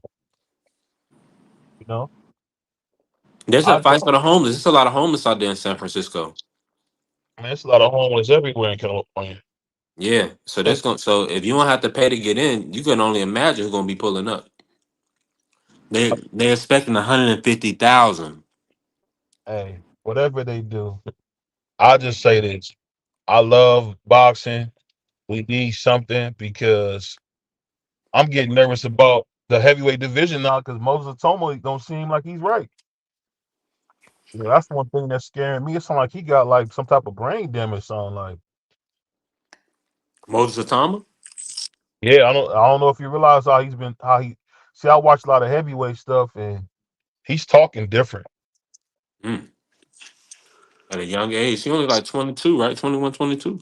He 21. Damn. Okay. What? That's where we at now in boxing, man, where you be seeing dudes like they be forgetting like these guys really putting a lot of blood, sweat, and tears into this thing. Now they said Atama was So beating I'm people up continuing. in the gym. He was beating a lot of those dudes up. Yeah, but I think in his case he's kind of paying for it. You know what I Hmm. mean? When you got a 50-year-old fighting grown men, 260, 70 pounds, I mean, he fighting AJ's big ass. He's not fighting a little dude. He's fighting some big ass dudes. Hmm. Yeah, I'm reading up about this guy. His name is Ed Pereira, the guy who's going to be putting on this fight for Usyk and Wilder. Seems like a pretty ambitious gent. They said he's been working with Turkey for years.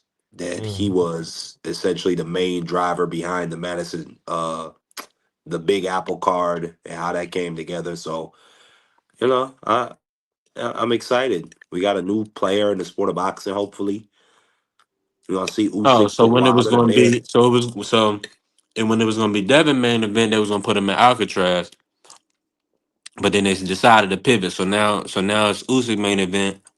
They doing the Civic Center. I like it. I like the pivot. No, it got nothing to do with Turkey though. That's the thing.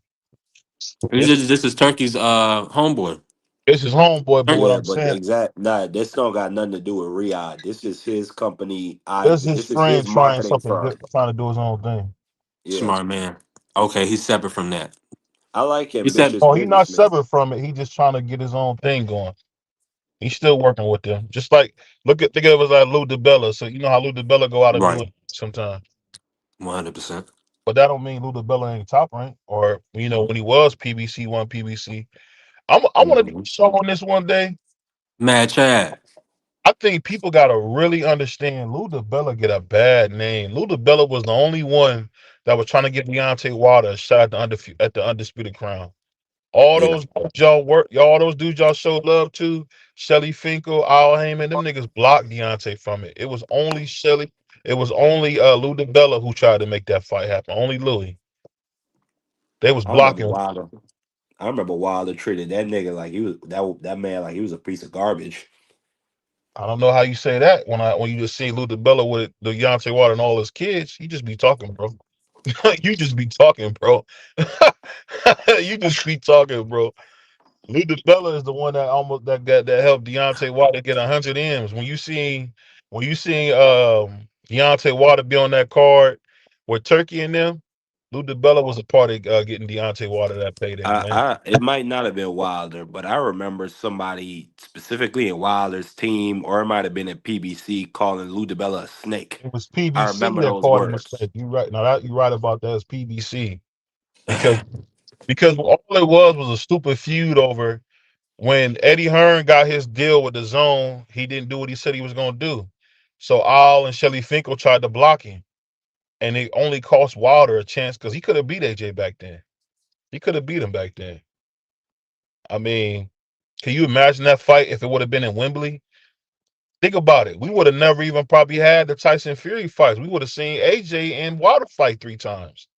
That would have been way better than seeing a fat sloppy pig like uh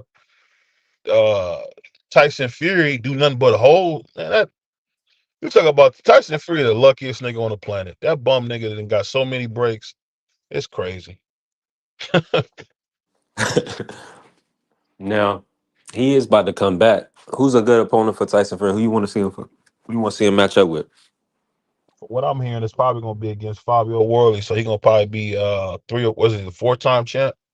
He gonna whip I Fab. He gonna wouldn't whip mind. Fabio's head.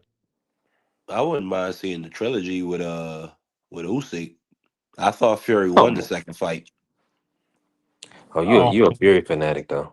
Yeah, I don't think Fury. I I ain't don't no think. Fury fanatic. Are you crazy? No, Fury. I thought Fury won the second fight too, but Oh, I mean, come on, y'all are cutting up now. For no, real? really. Did you No, watch that the was a fight? great fight. That Oh was a yeah. chess match. He was whooping. That's the only dude I ever seen really whooping Usyk's ass. It's really Now Derek just. Come that on, first man. fight was a classic fight.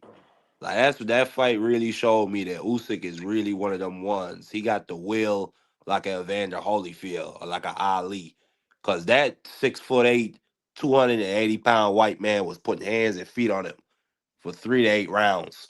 But Usyk, like that determination, that thing, that made him say, "Nah, I'm gonna stay in this fight. I'm not gonna back up. I'm gonna keep pressing this dude." And then he almost put Fury through the ropes.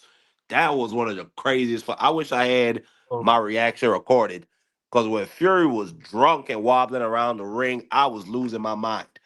Because we all hate Tyson. I don't know Fury got what the you Chris most. talking about. Fury I got didn't. the most. He got leniency in sports history when it comes to refereeing. I mean, my God. I I mean, he mean, should have got stopped. He should have been stopped. And then Wilder definitely stopped him. But let's bring in Mad Chad. Mad Chad, how you feeling? Talk to us. man, Chad, man, Chad. Thank God it's Friday, man. Thank God it's Friday. What's that, Mad Chad? Talk about this Golden Boy situation for me real quick. Like, do you feel like are they done without the zone, or do you believe Oscar when he says he's gonna work with Al Heyman? I don't believe anything Oscar says. You know, a man in fishnets Mm, never to be trusted. And you know, yeah, he's a shady Big character. facts. I'm not taking away nothing from his skills inside the ring, and he's a polarizing figure. But yeah, the whole Virgil, you could see that Virgil wanted the smoke, but immediately after that, when they got in the ring, they had all the momentum. It was Virgil being a businessman and listening to his promoter, which most fighters do. It's all on the fighter. But it's too bad to see it go down like that. But yeah, I'm not a fan. I've never been a fan of promoters. I've been a fan of the fighters, to be honest. And he's a clown. He's a clown. I don't trust anything he says. And if anybody trusts Oscar De La Hoya, I don't know. You got to question who do you trust? man, listen, that's a great point. Like, hey, TD said, punch the like button, hit the like, help the channel grow, support the ground. We definitely building. And I like what Chad said. A yeah, man in fishnets is never to be trusted. That is just a factual statement. You That's know, a he, pure he, factual he statement. and he is what it is. He's all about Oscar. He's a pretty selfish cat.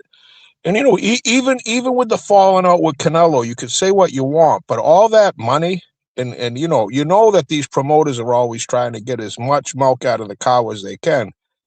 That they should have been together forever. When you have just really bizarre how Oscar's a shady dude, but like I But you say, the remember how the boxing world Canelo shady. relationship ended.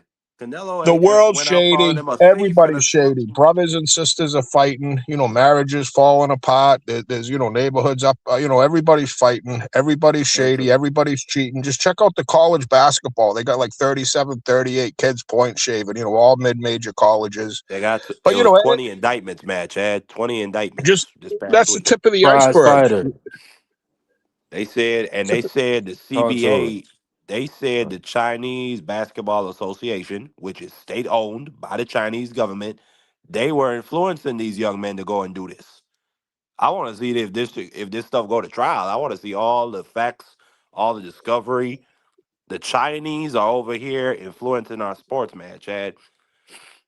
Well, since gambling's been legal, it's always been influenced. The bottom line is money influences sports. And if you're a kid playing at a mid major, you've been playing on these AAU teams with all these other kids now making big money, NIL money, and you're stuck at Kennesaw State. You're a Division I school.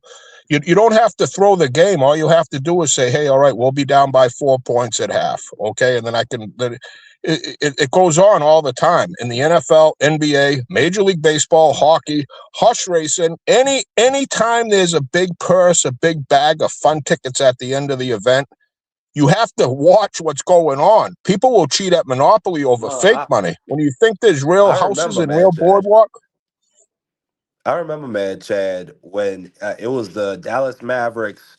I think they were playing against the Timberwolves that year. The Timberwolves went to the conference finals, and I just needed Derek Jefferson. He had 8 points. I needed him to get to 9 so that my parlay could hit and I could get $800. Okay, this man has the ball in his hands. 12 seconds left. They're about to foul him. He passes the ball to Kyrie, who already had 30 points. You can't tell me, you can't convince me that shit wasn't rigged. You can't tell me or convince me that man wasn't plotting, that they didn't tell him to stay under 8.5.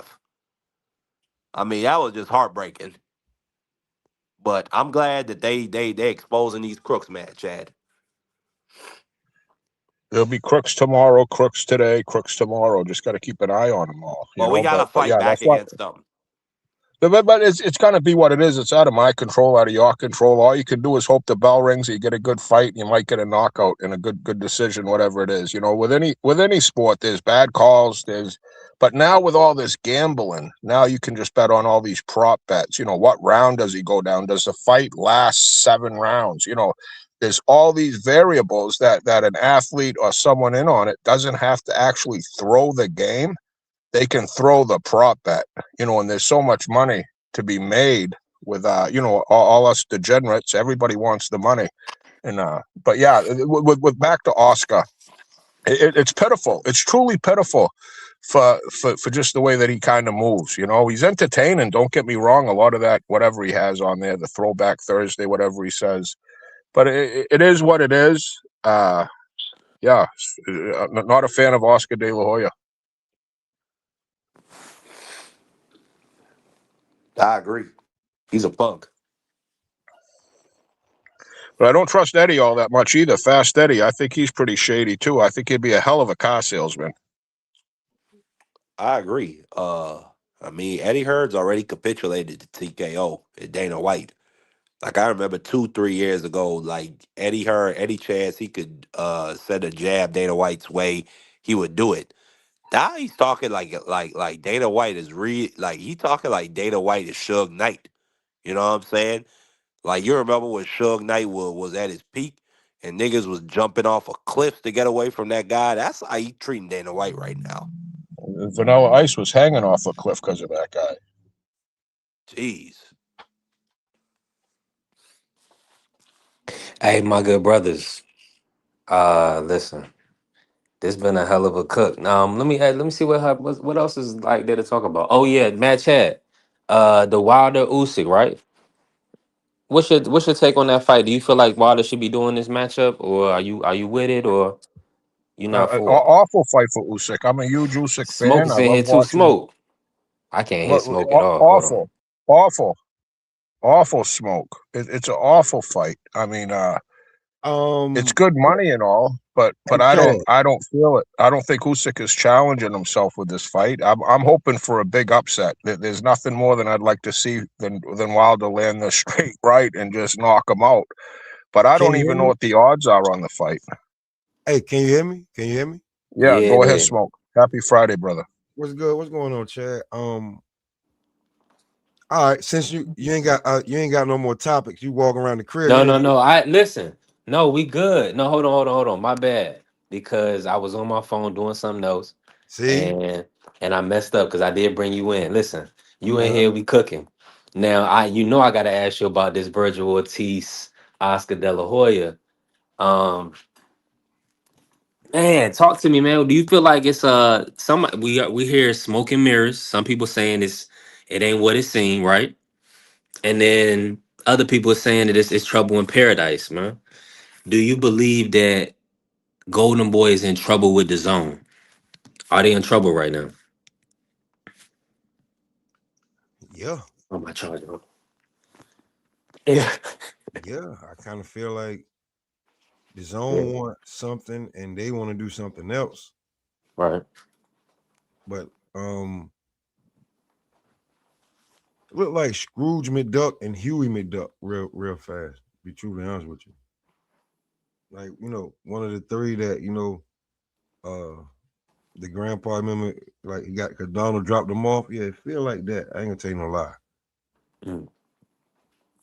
I feel like one of those because you Champ talk Ross, what's happening, bro? My you bad, talking smoke. about you talking about Earl Spence. Why you talking about Earl Spence for? Like, and if it ain't Earl Spence, you're gonna wait for the Fundora fight. Like, what are you talking about here? The zone talking about some, they ain't trying to put on no damn Earl Spence fight.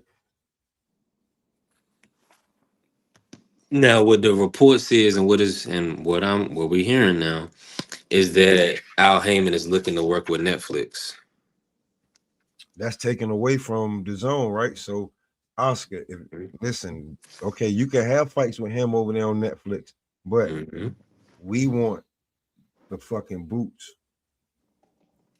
Ortiz fight here. Yeah. And that's all we gonna pay you for over there. Like, so if you're gonna take your ball and run over there, go the fuck head on, to be truly honest with you. Or all your fighters gonna stay with you. Because there do come a point where you fight, like the fighters be like, I don't know what the fuck he doing, and then niggas be poaching fighters. We already seen that. So you know what? Let me ask you this. Did you see Keyshawn latest vlog on his off his channel? I seen a bits and piece of it. Not the whole thing. Talk to me. He walking it like he walking it like he talking. I mean, did you see the interview they did with the Versace nigga just yesterday? Nah. I know. I should have watched it. I should have Talking, watched it, but I yeah. did. He walking it like he talking. He talking it like he walking in the gym. Cause I say it like this, right? Yeah. I think Jermaine's in way more trouble than T.O. is, because if they're sparring each other, Keyshawn's athletic, Shakur's technical. I think Jermaine's in way more trouble than Shakur. Oh yeah. I think that's an understanding because Jermaine is not as physically gifted as Teofimo. So, and plus we seen Jermaine making his cut to 140. I don't think that's gonna be a good look for him. Just to be honest. So we gonna see, man. I think you right on the money. And Champ salute y'all make sure y'all tap in with Champ Ross Pick'em League. That's the family. He said he will be in the Yeah, building for the Wilder Usyk. But yeah, I got be Keyshawn. free. Let me That look at the line. Let me see if the line is up on that. yeah, it is. Keyshawn's a good favorite. I think minus 300 or so. You know, with Jermaine, I mean, the kid, if he doesn't want to engage, it's going to be tough for Keyshawn to get him out of there. You know, the kid definitely has some skills there. He's went the distance with who? T.O. He's went the distance with Loma. You know, the kid can fight. He's from my neck of the woods. He had a lot of hype there for a minute, but it's kind of died down. But I think he can go the distance with Keyshawn because the kid does have he's an athletic kid. You know, Yeah, he can there's get no away. joke. He can't get away. He can get away. He could be a away. negative fighter. He can disengage, and he knows how to Fair point. survive. He's real experienced. I think Jermaine Ortiz and Boots Ennis fought a lot in the amateurs. You know, so this kid's been around the game for a quick minute, and you know he's a survivor. You know. Can you see him winning this fight, or do you feel like he'll just go the distance and Keyshawn will take it? Absolutely. After Keyshawn Davis, mental to physical, 4-1. Is this kid legit? He left Bomac. You know, I don't know where he was. Last I heard, he was in a locker room causing problems. You know, I'm just saying he missed weight and all that. I don't know where his head's at. Jermaine Ortiz is a professional. I'm telling He's you, been pretty Chad, consistent. telling He's you, been in there with way better competition. Chad, Good point. type in Keyshawn Davis just in YouTube, or if you can get to it's DB3. He not going with. Yeah. Listen, I know what to expect with Keyshawn. Listen, wait. You'll see who he's with now. He's with the people that he started with when he was in the Olympics. Before, when he got the top rank, and they kind of like put him with Bomac in there.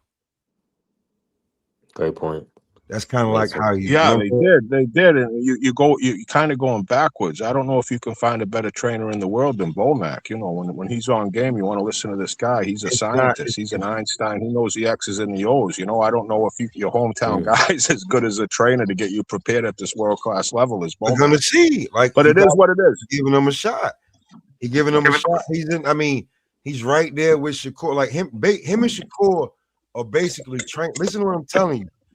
They're training together for the exact same opponent.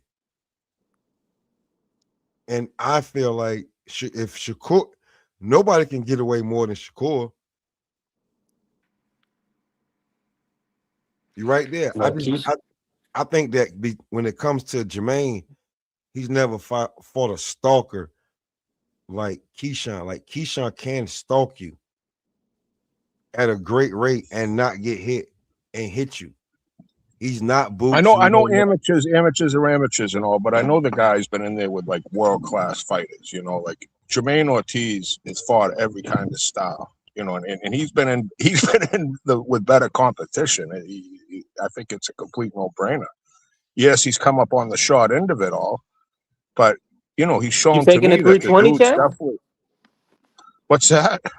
Jermaine Ortiz plus 320 right now. You taking that? Oh yeah. That's a good little wager.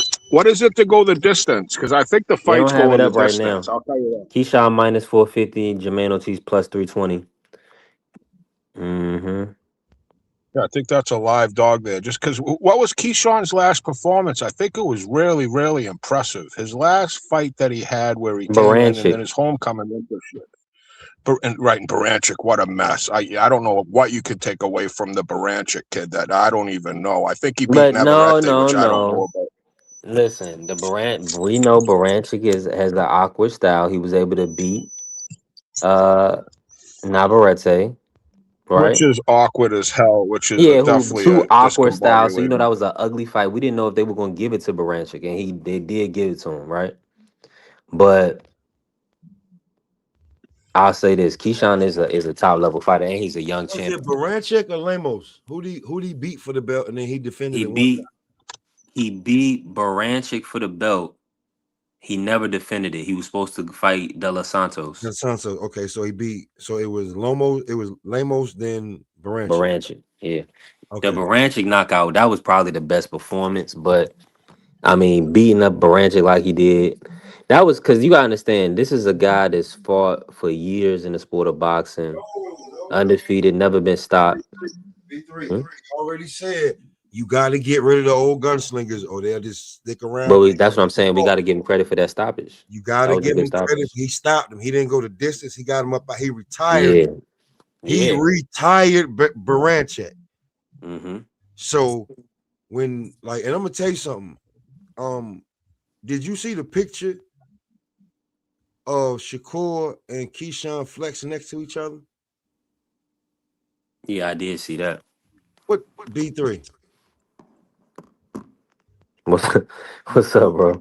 I don't feel like Jermaine. I think he's gonna hurt Jermaine at some point in the fight.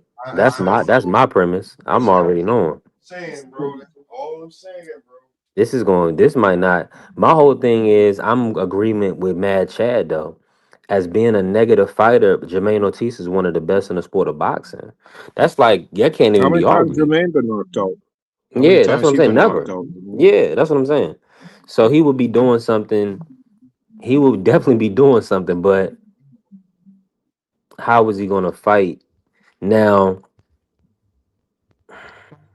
They're gonna have a great game plan. I'm with you. I'm leaning with Mad Chad. I think Keyshawn will probably edge a decision, but because I think See, he's going to be, yeah. and maybe even I don't know, man, because Jermaine can box out of the southpaw stance as well. So Yeah, he's a Jermaine got skill. He's got skill, and if he feels Keyshawn's power and it ain't overwhelming him, he can stand there in the pocket and exchange. You know, the kid knows how to fight. Like I'm saying, this Jermaine Ortiz been fighting since I mean, a I'm about to kid, say since he was a kid. You know, and like I say, you could pull up him and Boots fighting, and you can watch the fight. You know, Boots is Boots. Boots is a prodigy, so to speak. You know, and you can't take anything away from that, but I'm just letting you all know that this Jermaine Ortiz just ain't a tomato can. You know, I'm not a huge fan of him, but he's highly skilled and he can make it a skill fight. He has skills. He's not Baranchik. He's sharp. He can be sharp. We'll see what happens, but plus whatever, almost plus 400. It's worth a shot for this kid to pull off the upset. Because like I'm saying, Keyshawn's coming off a train wreck. I get him looking good against Baranchik, but how long ago was that? His last fight, he didn't fight De Los Santos. He kind of it kind of went real funky there after the fight. And now he's got rid of Bomac. Like I say, I just have Bomac. I follow Husses. You know, you get a real great trainer. Then the Huss owner brings his trainer back to the farm owner that got his Huss ready when he was little. No, you stay with the elite guy. And I see a lot of red flags going into this fight. And Jermaine Ortiz, you better be on your A game or he's going to win. Man, you said all that, and I'm gonna Jermaine Ortiz paying somebody $50 if they can pick if they send him a walkout song and he picks it. What should Jermaine Ortiz See, he should walkout play song Link be? Ray, the Link Ray song. It's called Link Ray. It's the only instrumental song that they would never play on the radio. It's called Link Ray, but the name of the song is Rumble. It's called Rumble, and it's just a fiery rap song. What did he really say that? Jermaine Ortiz posted that. Someone picked my On ring walk Instagram. song. Well, hit him up. I follow him over there. I'll Lorenzo give him the Simpson said Rumble Link Many Ray. Men. You know, the heavy hitting diva said one of her songs because you know the heavy hitting diva, she's a singer. Dondrick, what's happening? SRG Doubt. That's cool. More fighters should be interactive like that with their fans. That'd be a cool thing for Jermaine ain't like a mainliner, but that's a great avenue that these fighters really have to look at to get the publicity to get a lifelong fan. It's just that's a good move by Jermaine. I think a lot of fighters could learn from that. 1000%. Yeah, I wish I had a song for him. Dondry said who was Bo Mac made really good, really. Well, Jamel Herring, he got Jamel Herring very nice and sharp to win a world title, to get a lot of good wins. And he actually started Terrence Crawford's career. That's crazy, Dondry. Come on, bro, stop it. Where else we at? Smoke, you still in here? Usyk Wilder. Talk to me, man. Is that what's your take on that matchup? And I mean, just the event in itself. BBO was on here, and we was talking with Marky earlier about it. And shout out to the team that's putting the fight on. Do you feel as if it's okay? I mean, like, what's your for Wilder? Like, are you concerned for Wilder's safety? Do you believe he should be taking this fight? I mean, because he's getting up there, and he's been getting kind of beat down the last few fights. I mean, there really haven't been any standout performances in years. The right hand hasn't been landing. Are you concerned for Wilder versus Usyk? Man, listen, very good payday, very good payday. Don't you worry about heavyweights and how they finish out their career, man. You couldn't tell them not to do this shit any fucking way. So, yeah. Wow. Yeah. See, I'm a young guy, so I saw the tail end of we younger, respectfully, right? But I saw the tail end of Muhammad Ali. When I'm talking about his life, Ali Holmes should have been someone should have been charged. But that fight, right? They believed in Ali, and he could never get off any punches. But yeah, sometimes it ends not well, and it could And end it's like that sad, because Wilder ain't gonna quit. right? Well, no, he's not. So, Jay Gibson, what's happening, family? I just feel like it's gonna be How much you getting paid with this fight? the reports are 18 million. Because we already heard win-win situation. If he doesn't get hurt, it's a win, and you get hurt any fight you ever in, and it's a win-win situation for Wilder. No matter how little of a chance he has going into this fight, whatever the odds may be, upsets happen. Things shock the world, and it would just be what a story if he was to land the bomb, and what an opportunity for Usyk to give it to him. Regardless, I feel it's somewhat of a cherry pick. But what an opportunity Wilder has right now, and talking about him against the world. I mean, no one is giving him a chance, really. Nobody. I haven't heard anybody say, Wilder, I think he has a good shot. I don't know if he has a good shot, but I'm letting everybody know I have not, it could happen. It could happen, and what a story it would be, B3. Yeah, I feel like that would be a Cinderella type story. And I'm hoping and praying that the Athlete of the odds year. makers. He'd be athlete of the year, ESPN athlete of the year. He'd be on the cover of Time magazine. He'd be on all the he would become. Everybody would know who Deontay Wilder is in America if he can pull off this upset. Boxing will be back for a moment if Deontay can pull off the mega upset. Listen, that's why I'm be honest with y'all. I was hoping that this was a ring card or a turkey card, so Devin Haney could do a co-main event or something like this. This is going to be a huge event, like you saying. Either way, it's supposed to be 150,000 people in the at like the San Francisco City Center for this matchup. So this is going to be. I don't know who's going to broadcast it just yet. It's probably going to be. They say they want 150 million people to be able to watch it. So maybe Netflix will pick this up, right?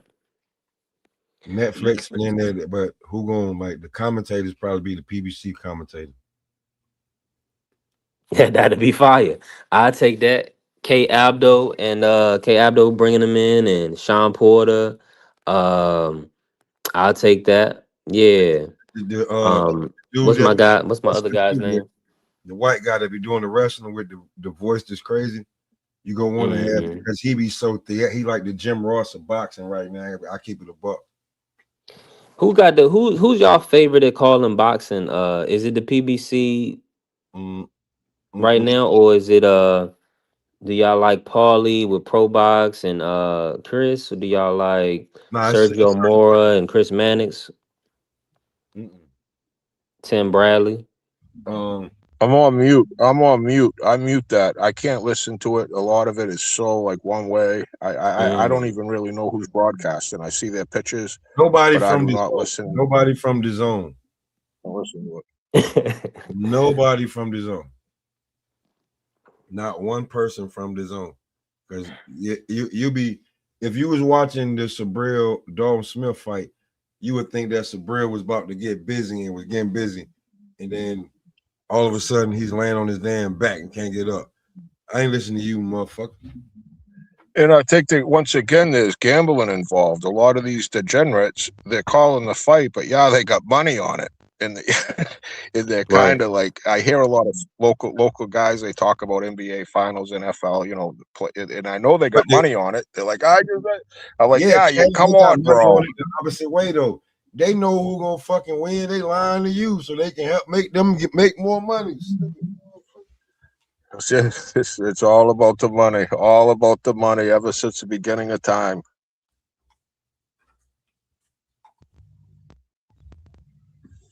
But Yeah, that's a big fact. That's a known fact. like I think that coming up on this card right here, like I wouldn't worry about anything else more than we gonna have a great card to talk about, especially after it.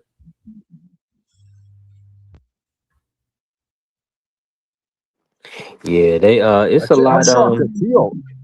Tio's such a big dog. He's really a sizable underdog.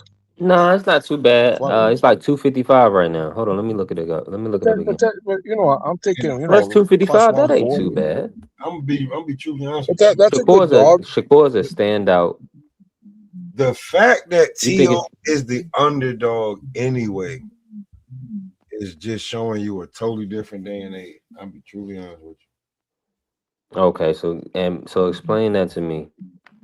Tio's plus 225 because he's definitely the smaller man, and we've seen him lose before. Tio's the smaller guy when it comes to Shakur. I would say so. I think. Well, I believe so. Yeah, I believe he's gonna be. I believe he's smaller than Shakur. Yeah.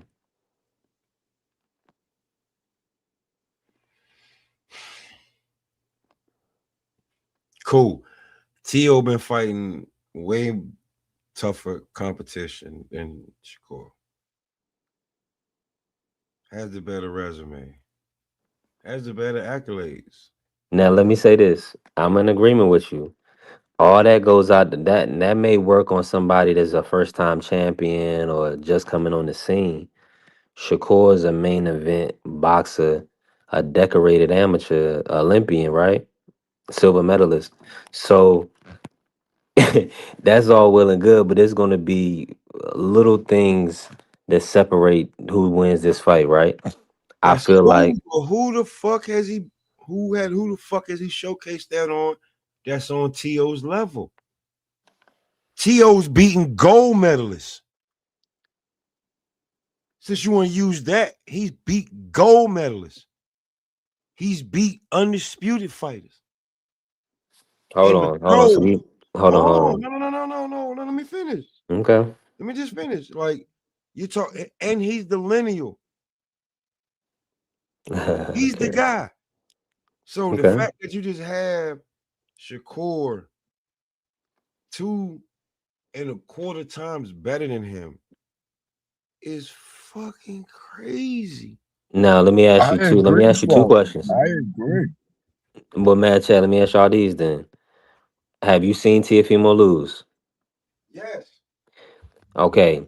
Have you seen Tiafimo edge 50-50 fights where you thought he lost? Yeah. Has Shakur lost, or has he had any 50-50 fights where you thought he was going to lose? He's had some stinkers. That De Los Santos fight was a stinker. No. The Nakatelia, he's had a couple real stinkers. Yes, a But win, he still won those in a landslide. The thing is that, and of course we know the De Los Santos fight, he was injured. He was, that, let's just be real. It does no, we talking about the betting lines, Carrier. The betting lines, that means for one, there's tape on you. It's some background. Hold on, somebody, it's like a okay, appreciate you, Matt Chat. There's tape on you. So that's what the bookies are saying. We've seen somebody put hands on you before. So we haven't seen nobody do that to Shakur to the point where he was about to lose a fight. So that's the thing. And then Shakur getting this additional 5 pounds in weight, maybe that will also aid him. Maybe not. We got to see, right?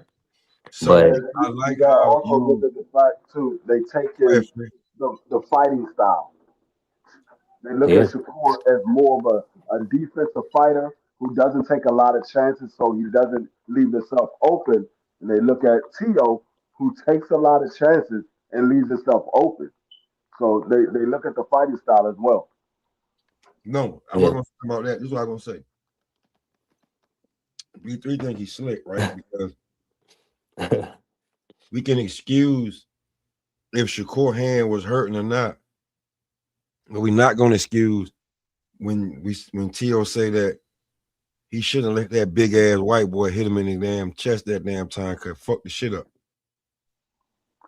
No, I'm not. No, I'm not looking at no, no, Shakur his hand no. getting I'm hit. not talking about you. I'm talking about how B3 threw that in there. Oh, that's why that was before the Cambosis fight. Yeah, Oh, I didn't know that. Why would he do that? That was dumb. that was dumb as hell. That monster man. I forgot Yeah, that I that big, seen. yeah, that big motherfucker that hit him. He let him hit him in the damn. Yeah, stupid move. Stupid move. He said that hurt him. That hurt him physically. That shit hurt, man. All right, That shit, master. man. That shit broke something, bro. I tell you what. Go look at it. You tell me. Hold on. Why did he punch that brother that hard? Hold on. Let me look at this. Go look at it. This is stupid, man. I'm about to watch it now. Word. That's around that time when he was beef, like he was going through a whole lot. I just want you to go look at it.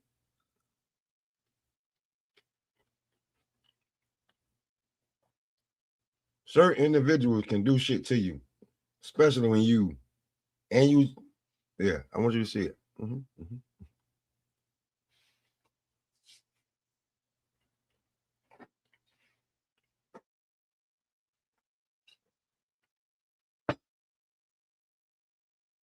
I just do think that Jermaine Ortiz is in a lot more danger than Teofimo Lopez is. Because I don't think Jermaine Ortiz is as creative. I feel like his dad. Hold on. Let me see. I'm watching it now. This is crazy, smoke.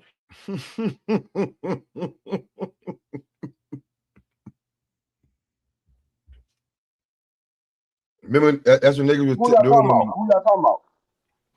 T.O., remember back in the day, remember a few years ago when niggas was doing that body shot challenge shit? Oh yeah. Remember when T.O. took that body shot from like one of the world's most strongest people in the This damn? is Thor, right? This Yeah. guy is acts as Thor. But let me say this, right? And I don't even know if that's the actor Thor. This just looks like a random guy, No. big as hell. Yeah. Why this dude tell him to go 100%? His people on his side. That's what I'm saying. Like you gotta watch what you do for clout, man, and watch who Yeah. you do it with. Because this is the dumbest thing I ever seen in my life.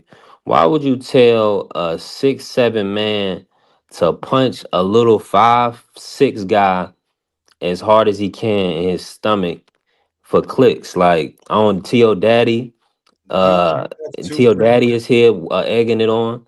This is nuts. Because you the have niggas to believe it, protect. they believe in the hype. They thinking, oh, T.O.'s a professional fighter. This dude ain't a professional fighter. He can't punch like that. He don't know how to punch correctly. No, you don't have to be a professional fighter to knock the wind out of somebody. All you gotta do is hit him. If you can punch hard, you can punch hard. There's a lot of professional fighters that can't punch hard. There's a lot of guys who not professional fighters that can punch extremely hard. I I just seen a clip the other night of a girl hit this girl with a clean shot and knocked her out. I Oh, know. Free. Did I dog. send you that? There was multiple shots too, y'all. This Dog. is not just one shot. They Dog. he They need punched to him put multiple her in the times. box. They need to put her in the boxing. She No. hit her with a clean No, shot. E3. I think I sent some shit to I sent some shit to Free. The Oh, you light might skinned have seen girl. it. And she like the girl was sitting there talking, and she threw a right hook so mean that listen, when you talking about out like the girl eyes roll up in the back of her head, yeah. She was just sitting there talking, and that girl was like, I told you. And then she just kept talking. But like it's a whole other clip. Like the girl was trying to fight her before, and then she trying to talk. And that girl was like, this is what it looked like when you can fight. And she hit that girl so clean. That right hook, bah, right on her chin. You know what I'm saying? Only problem is she couldn't run. You know, she had them heels on. The police called her. She, but yeah, yeah. Listen, man, that's what. But I'm saying he gotta be concerned for his own life, carrier. Because at the end of the day, nobody's gonna care about you. No, I'm not a professional fighter. But even if I was a professional fighter, I am not letting nobody get a clean shot. I don't care if it is to the stomach area. You're not hitting me with a clean shot. I'm not gonna say hit me with your best shot in my stomach. No, that's dumb. But So my that means arms above my head he too. can wind up and put everything in it, and you just think, oh, I'll be able to take it. Okay, you're gonna be wondering why you spitting up last week's lunch. A week later, Man, these guys, they don't. That's what I'm saying, man. You can't. You gotta have some form of you gotta have like you somebody saying. to protect you from yourself, man. Athletes, listen, the greatest older athletes said, and the guys that was with them, like, hey man, you got to protect them from themselves because these guys think they can do any and everything. Look at what you're paying them to do, what they do. They be definitely believing the motherfucking hype, but you got to keep somebody around that keep them grounded. So it'd be like, you know what I'm saying? But just being real with you, when like Tio took that damn shot from homie, bro, I was like, oh boy, you definitely did. When he said he like, yo, I had like a collapse lung, I bet that, bro, if you go and look and see what that dude has done in like strongman type of shit, you be like, hell no, you can't. Yo, I ain't shaking your hand like that too many times, bro. You better give me Right, pound, fight it, bro. He could give you pound and lift you off your feet. Especially if y'all done had too many drinks. Cause bro. you I'm find I'm me around him. literally. I'm I being real literally with you, bro. Like, hell no, no. feels like that was good. He could barely breathe after he hit him, bro. Bro, you saw he collapsed his lung in that punch. Mm. Just saying, like, I get Shakur, your hand was hurting, but but like T.O. did some dumb shit. I ain't excusing it, but I ain't giving neither one of them no excuse. Boy, you did some dumb shit. But T.O. has had better competition, and the competition. Do you feel like he's gonna win the fight? T.O. got a 50-50 chance of winning that fight, bro. I told you it's a 50-50 fight. Can't nobody change my mind. So it's coming. Are you gonna pick a winner? Because we only got a couple weeks. I picked T.O. Mm. Why am I gonna go with everything everybody talking about? I'm not going with that shit. Wow. And I've been watching every time Shakur drop his damn shit. But You feel like, you feel like Shakur, where you feel like Shakur come up short against T.O.? Just on experience or what else? Because we might have to put like a friendly 50 on this or something, you know? experience and athleticism. And I'll be real with you, bro. Like Athleticism, good point. athleticism, and I'm gonna be real with you. But Here's the thing.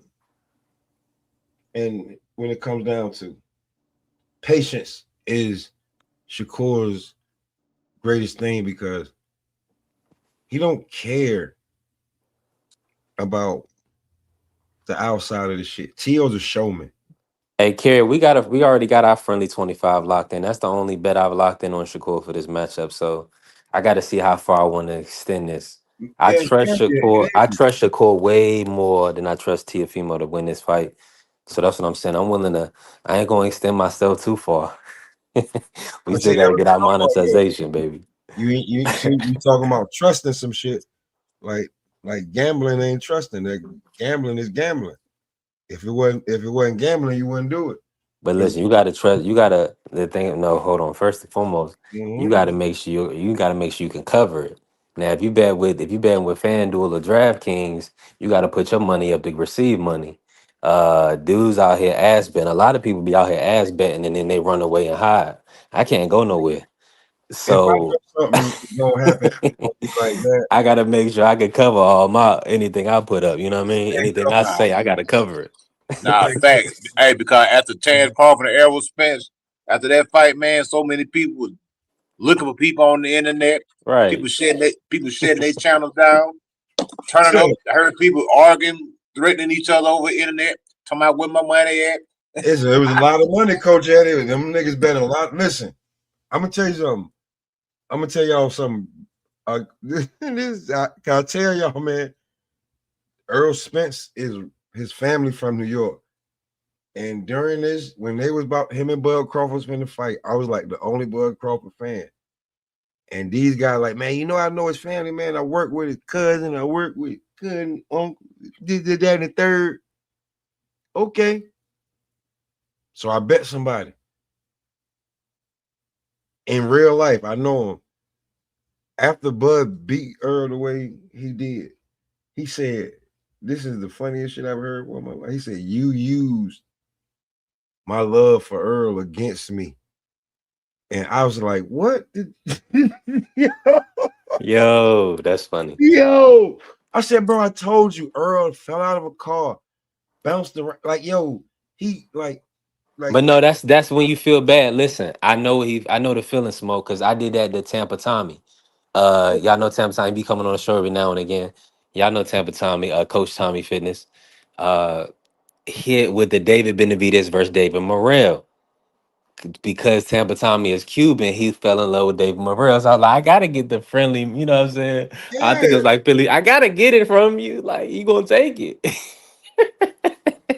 But I felt bad though. I knew his love for David Morrell would just make him overlook David Benavidez, the Did he monster. pay you? Did he pay you? Of course. Bro, Yeah. this dude tried to tell me that I was like, yo, wait, hold on. What is you talking about? Well, hold on, bro. I told you not to bet me. You insisted on betting me. And then when I took the bet for $1.50, because you feeling like you got it like that, now you trying to tell me I was wrong and he shouldn't have to pay. I said, niggas, you serious? You gonna try to tell me, oh, now, yeah, I shouldn't have made that bet. What What? Okay, cool. Oh wow. If you So would have you know lost, I you'd have care wanted about his money. you know what I'm saying? So I'm like, are you serious, bro? He was like, man, and yo, nigga blocked me on all types of because I seen him splurging on Facebook. I said, damn, you got a lot of money for a nigga that ain't trying to. Oh, I got blocked from all like I was like, oh, I see how that one go. You know what I'm saying? But I don't care. That's why he locked up right now. It is what it is. Karma's a bitch. Just saying. I'll tell you another one. Just because me and homie had stopped talking, we we had a little beef. He gonna go and bet 5,000 on Earl.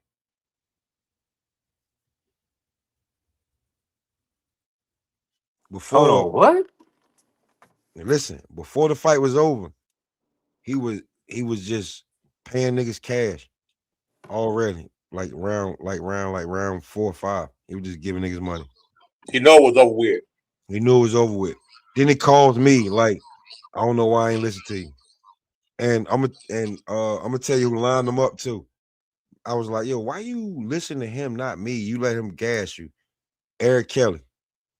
You using Eric, he watched it in Eric Kelly's gym. It just For ended up being real? yeah. I tried to tell him, bro, but because us, unlike any other race, we have a disagreement. You think that, oh man, that nigga don't know nothing about what he talking about. Earl about to do this. Nigga, I've been telling you for years, Earl done fell out that yo, he not ready for Bud Crawford. He not. Bud gonna do him dirty, bro. Trust me. I got kicked out of a birthday barbecue because I turned the nephews against one uncle on the Bud. The one the nigga who didn't pay me, he was like, man, you got to go. He said, yo, big bro, it's your birthday. Get him up out of here. He done turned the nephews against him. I love him to death, but he was like, they was, bro, so Earl Spence up here. Like, y'all have no idea. I seen the plug, homie across the street before he got knocked. Plug pulled up in the small Maybach. Man, I just lost 8 grand. Blah, blah, blah. I told the plug, don't bet on Earl, man. If you bet on anything, bet on Bud. He ain't bet at all because he ain't believe me. Right before I went back in the house, the plug pulled up to me. He just lost 8 grand. Plug said, man, homie said, man, I told you not to bet on him. Man, what you talking about? Man, I know people. Mm-hmm. Some hurt people in the state of New York. They just ain't say nothing. I'm telling you. Because when Earl used to fight the Barclay,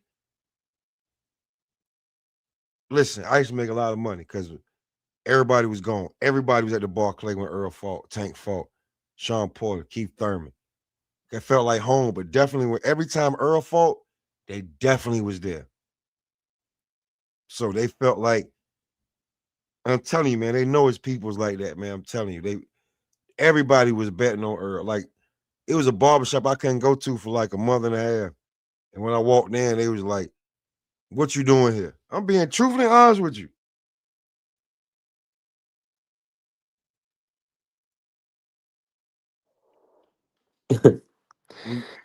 You can't make this shit up, man. I'm telling you, you can't make this. You cannot make this up, bro. Just saying, like, there's some hurt people when they bet, and then so So if you now, bet, it's FanDuel or it got to be with somebody that like right, that you know you're gonna get your bread. you know you're gonna get your bread. And it would be an amount like you know what I'm saying, like you okay with sending it 20, I was, 25 bucks, yeah, something like that. bro. Me and Mr. Shelton had that friendly $20 bill. I said Frank gonna knock the old man out.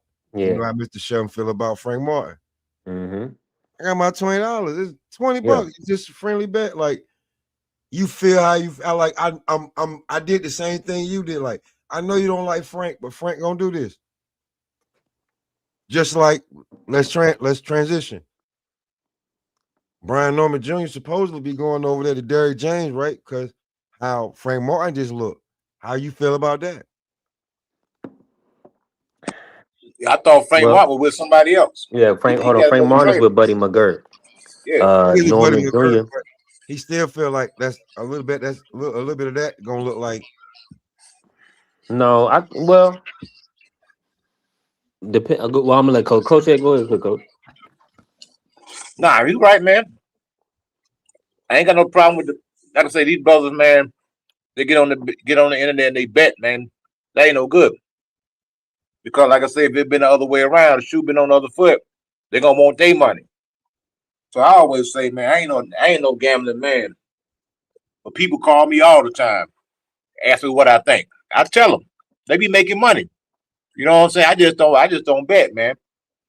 But I'm most not, Coach Eddie, I'm not betting Deem up like a friendly bet between like guys up here. We all like, man, what's your cash up, man? Let me go ahead and send you this, man. Word. I might gotta go work a couple extra hours, few days. I ain't want to, gotta get up, back hurt. Hey man, I lost that bet, man. We men, right? yeah, like with BVO, I got a bet. Whenever they make that Virgil Ortiz boost fight, I thought I got $100 on it. I'm working overtime for that. You know what I'm saying? I'm gonna have that already in the cut on a little card or something like. You ain't gonna and have I'm gonna send the money to B3 later, later. He can keep a percentage of it. Just go ahead and that's how you do it. You bet, send the money to B3. He hold the money. Then when the fight is over with, he pay out and he keep a percentage of the money. That's how you do it, man. Man, it was a certain dude on the internet, just like one that. I of like the them sound that of was that. talking so crazy, and then he bet everybody, and then man, I ain't see that guy till like 8 months later, pop back on the internet. You know what I'm saying? I ain't even gonna say his name. There's a guy who, just like Coach Eddie said, channels got shut down. Like, let's not act like we don't know about. Like, I'll say his name. I don't care, man. The boxing pugilist. Like, let's act like he ain't shut his whole channel down. Like, like he bet so much on that. I know he couldn't be like, he like, man, I ain't paying none of these niggas. I bet, bro. He bet That's what I'm so saying. You much. gotta be See, so you B3 so picks powered by FanDuel. Hey. yeah, you might as well. Yeah, you might as well listen. If you're gonna bet and you're gonna bet big, do it where it's legal, where these people can't get mad because they lost out. 1,000. That's a definite carrier. Like people were so hurt. Like, yeah, Black Fight fans shut the channel down for a long time. But I understand the algorithm of YouTube because But no, and we're gonna pivot though. But just to that point, like when you gambling gotta has become bet, when you betting, man, don't bet on YouTube unless you know you're gonna get your bread back. if you're gonna do anything, you do it responsibly, right? With anything you do, but listen, leave that betting alone. My whole thing is that like no bet on I'm moving FanDuel. away. I'm moving away from it because God What's ain't the in other it. one? What's the And other what's the now other if one you you do bet on? friendly stuff with your homies, that's one thing. No. You bet on like FanDuel. What's the other major platform that you bet? DraftKings, Bet three Yeah, sixty that's where five, you bet. BetGMGM. Yeah, Yeah, do that. Yeah. Because yeah. that way you can That's get where you decent bet. odds and different things. Right. Yeah, that's where you bet. But in all intents and purposes, those odds will trick you too. You know what That's I'm saying? cool. So That's cool because if you win, you're gonna get paid. at You the ain't end of the gotta day, you ain't I gotta got chase none of them people down to get your money. Like it's gonna hit your account just the way when you gave it to them, they took it from your damn account. Same way. Don't bet on YouTube unless you know like these people gonna pay you back. But bet on that joint, like you know what I'm saying? And don't get caught into the yelling and the screaming because man, that person behind the damn mic sweating and just yelling just to make sure that he get his damn point across. Bet on FanDuel and DraftKings and whatever else that you know where you're gonna get your bread back. Word. If you bet somebody, make sure you ain't got to send nobody no bread. It's man 20, 40, maybe $50. And then if you don't get paid, because then I seen so much junk happen, like just don't even do it. It ain't worth it.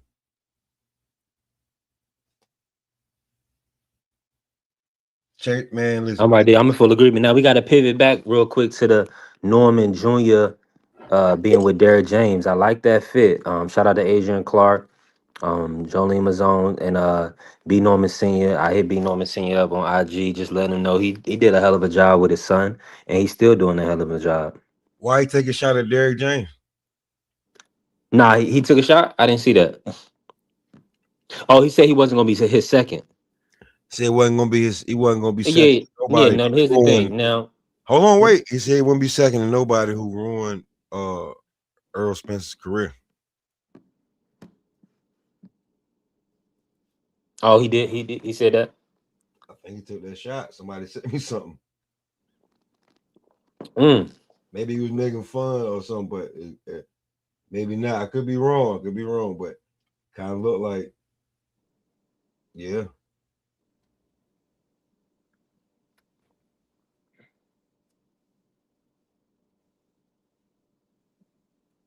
Mm.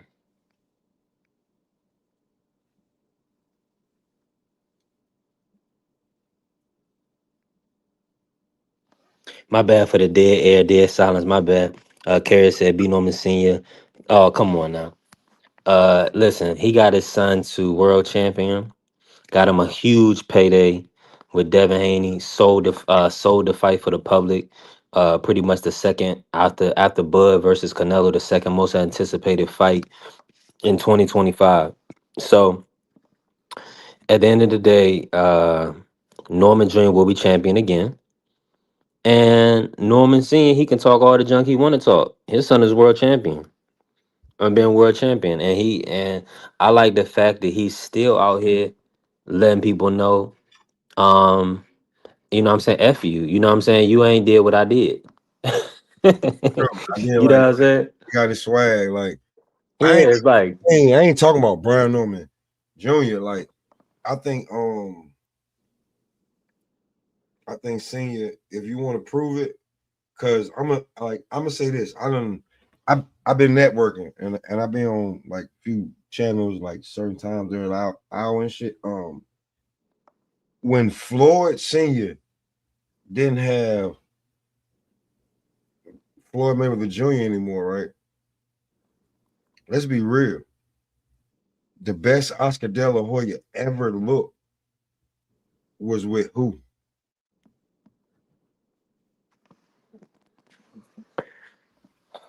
Floyd Senior. Floyd Senior, right? So Yeah. you know,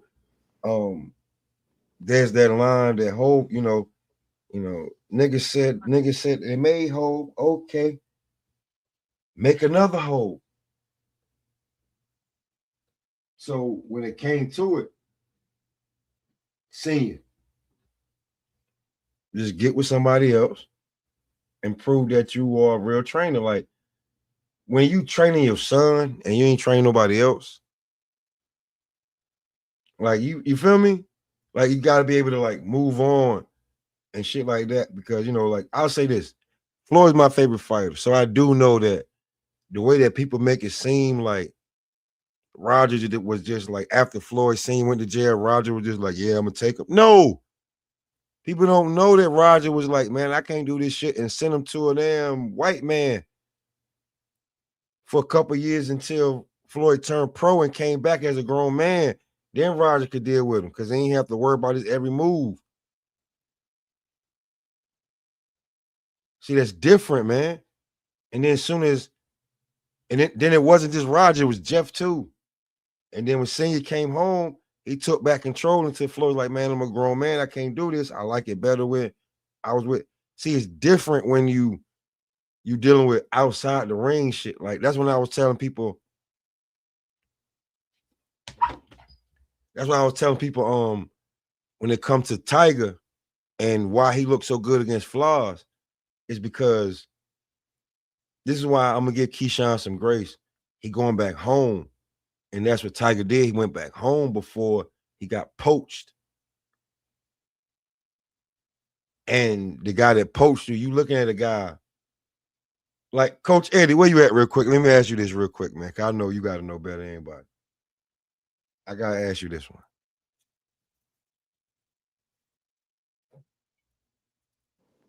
Coach Eddie. I definitely got to ask him this one because B3, if you was a fighter Mm-hmm. and the guy in your corner owes you money and he living with you, this is like you're living off your expenses. Basically, the guy, like, how you gonna listen to him? It's gonna be some turmoil for sure. It's It's going, not gonna be all peachy. not to mention Jarrett last fight, the same coach in there, and it's the same thing. When you looking at Jarrett, like, yo, what the hell wrong with him? He just is, bro. When you gonna pay me my bread? So Prentice owed Tiger bread. And Jarrett. Wait a minute. How, you talking about the trainer borrowed the money from the fighters? Yes. Dang, he must have been shooting bad, man. See but he in your corner. Yeah. He in your corner. See, I couldn't talk about this a minute, but I had to wait until everything. And when you see these guys, they not gonna be with him, or if they do, it's been. But this, when you saw the difference when Tiger was with Prentice, and we was like, man, what the hell wrong with Tiger? Because especially like the fight before, Tiger looked great. Then that fight, we were like, what the hell Tiger doing? Then the fight after with Flies, and Flies is a dog, and Tiger just dismantled him. Like, what the hell was different? Did you notice that Prentice wasn't in there at all?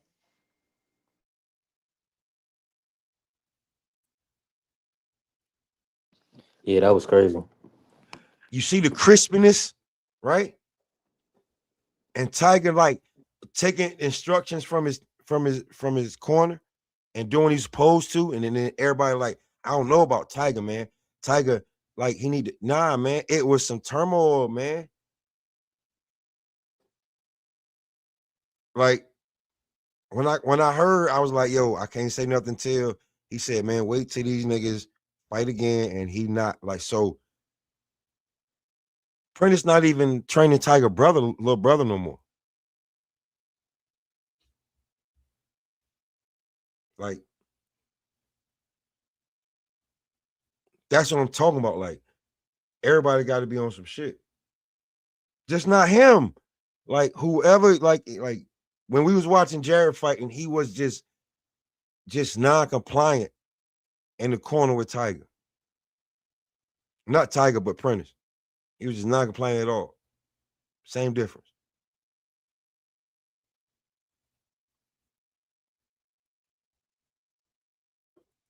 Your corner got to be straight, man. Whether y'all arguing about whatever. Like, Shane Mosley, his dad was great. But Shane was just like, I can't deal with this shit. Roy Jones Jr., his dad, I'm a grown man. You just ain't gonna be doing, like, I pay you. Sometimes the shit got separate. They always try to tell me that Devin is that good of a fighter that Bill can't really Sometimes it works. you know what I'm saying? I mean, sometimes Hey, B3, but check this out, man. Go ahead, coach. You take a guy like Devin. Devin's an excellent fighter, man. Some guys, like Floyd was like that. Floyd Senior was like that. I mean, Junior was like that too, man. All you had to do, Floyd, Ryder used to tell Floyd, man, just keep doing what you're doing. Go out there and box him. That was it. Them were the instructions. It wasn't no step around here, wait for this man to throw a shot, then throw your combination. No, keep boxing him, Floyd. Keep effing him up. You effing him up, Floyd. That's all Ryder used to say. Go out there. Am I right? Am I right? Am I wrong, man? No, you're right, because the game plan was already set in stone in training camp. Why I gotta, like Coach Eddie, why I gotta keep telling you this? I'm like, you're a grown man, right? Yeah, that's fact. That's what I'm saying. You don't have time to have a training camp in the corner, bro. You literally got 60 seconds. The first 10 to 15 seconds is you got to get the fighter cool down. Mm-hmm. You got to get his mouthpiece out. Mm-hmm. You got to give him some water. You got to put some grease on his eye. If his nose bleed, you got to clean his nose up. That's 30 seconds right there. You can't have no training camp in the middle of no goddamn corner, man. You got 30 seconds. The fighter just got hurt. Then you got to revive him. You got rub on his head, no diddy, put some water on him. You got to pour some water down his trunk to wake him up a little bit. You got to make sure he's breathing right. You ain't got time to have no training camp in no corner, man. Nope. You got 15 seconds to tell him, hey, stay away, get your mind, get your composure right, and then you can see. You got to wait till the next round if he get hurt to tell him any instructions. Hopefully, and he remember anything from what you did in training camp, and then every round, if you like, you got 30 to 15 seconds to tell him what you see, and you got to hope that only one mouth is telling them, one voice, because everybody be trying to say what they damn trying to say. It's only 30 seconds, man. Real talk. You ain't got that time. Just like if you listen to Bill instructions are simple. Their instructions are simple. Or Mickey Bay may say something on the way out, but Bill leave an opportunity for Mickey to say something. So Bill will say something, and then Bill will look over at Mickey, and then Mickey will say something to Dev, and that's about it. But see, they know that's their corner. They don't talk about, hey, this is how the corner gonna work. Same way with then I'm gonna give you an opportunity to say what you got to say. Yes. Same way with Bud and them. Same way with Tank and them. Same way with listen. Here's the thing. When the guy you looking at, y'all got conflict on some other shit, like, nigga, you owe me money, but I see you posting. It's different. Like, man, fuck what you talking about. It's like that. So, and I'm not saying that's nothing like that with Brian Norman Sr. I'm just saying, like, at a certain point where like there's conflict, like, not to say that like Floyd, like, what he had 15, 20 years with Roger, and then when you add it up, he got like a 10 to 15 year with Senior. Hey, like once Roger got sick, like Senior came back for the major fights. Senior was back for the major fights. He was back for money made, like during the Pretty Boy Floyd. When he was like, man, I like, man, he let him go. Like, Senior was out there, still doing his thing, hustling, making sure he stayed like he was. He still would show up to Floyd fights and coach from the damn front row.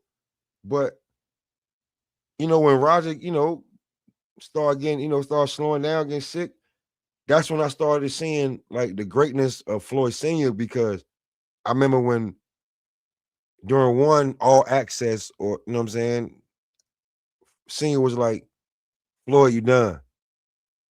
You're like, what you talking about? He said, you done. And my brother Kerry said, I like this. He said, Bill Haney's a Hall of Fame coach. Are there coaches that y'all remember or know of in the Hall of Fame, or great coaches that only had one champion?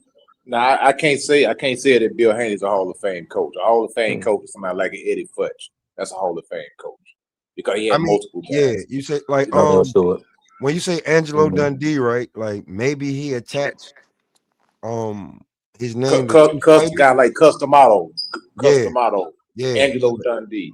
Like, Yeah, guys like Tommy Brooks, even Ronnie Shields. I mean, all them guys had good fighters. Yeah, Ronnie Shields is gonna they be have in multiple there. champs.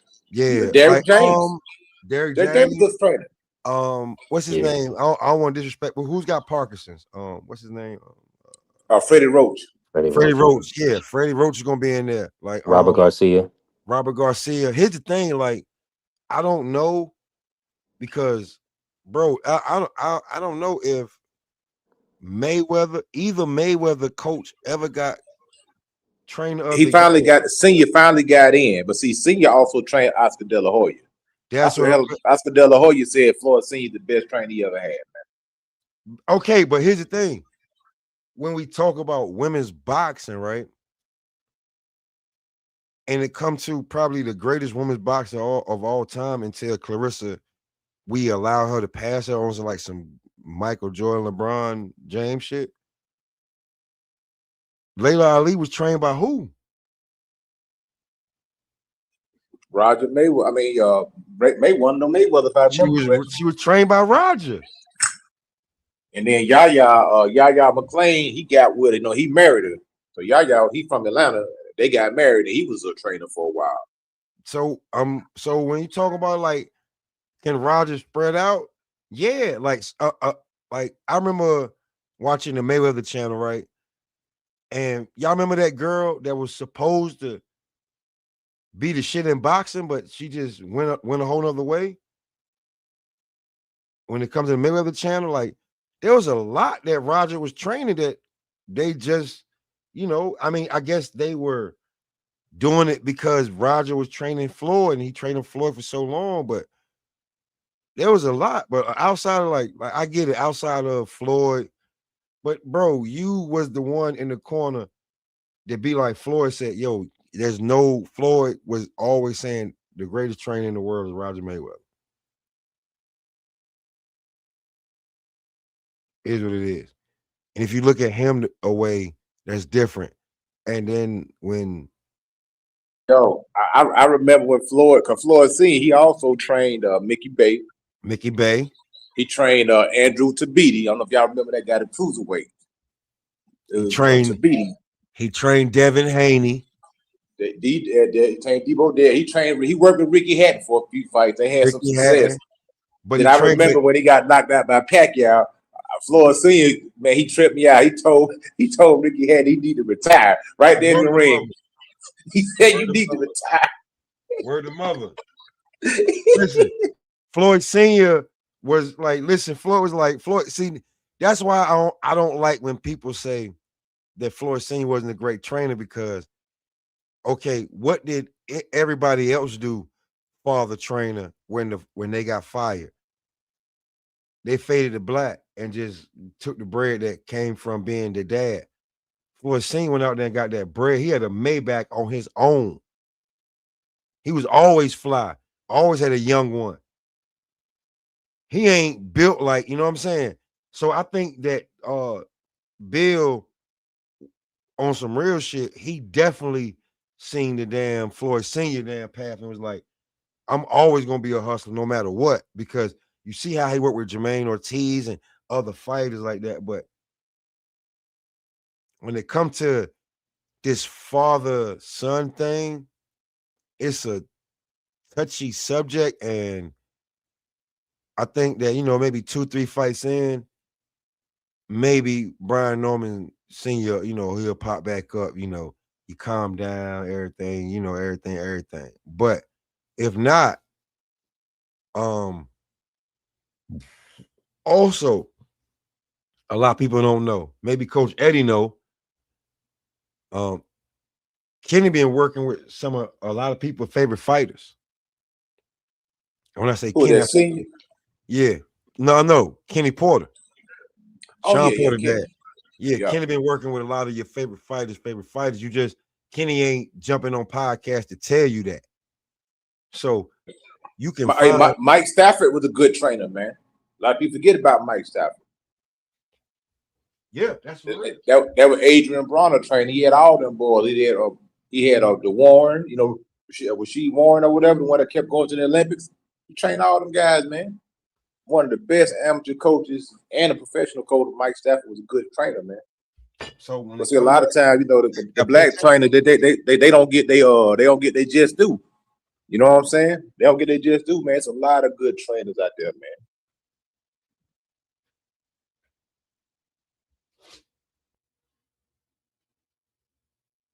Barry Hunter was a good trainer. See what he did with the Peterson brothers, man. He took both brothers to world championship, man. He worked with Kevin Cunningham, a good trainer, man. You know what I'm saying? A lot of them brothers, a lot of good trainers out there, man. Now they got different approaches. Kevin Cunningham was more of a military guy, disciplinary, but sometimes that's what, man. You need that type of guy in your corner. If you got a fighter, sometimes you got to kick their back in order to get them to do what they want them to do. Now, like I say, as far as Senior, man, Brian Norman Senior, I think it was more than just a fight. I think they had some stuff going on even before the fight, man, because really, man, if you just lose to one of the best fighters in the world, man, that don't just necessarily mean, hey, man, you go fire your trainer, man. That's first time y'all lost, man. You know what I'm saying? So it's some other stuff that was going on besides the fight that led to that, separation. Maybe, you know what I mean? Because you can always go back to the drawing board, but okay, man, we came much short. Maybe Let's go too see much what we can get tighten podcasting. up and get better. Maybe too many interviews on Mill City. Yeah, that's what I'm saying. It was some other stuff. It was some other stuff besides the fight.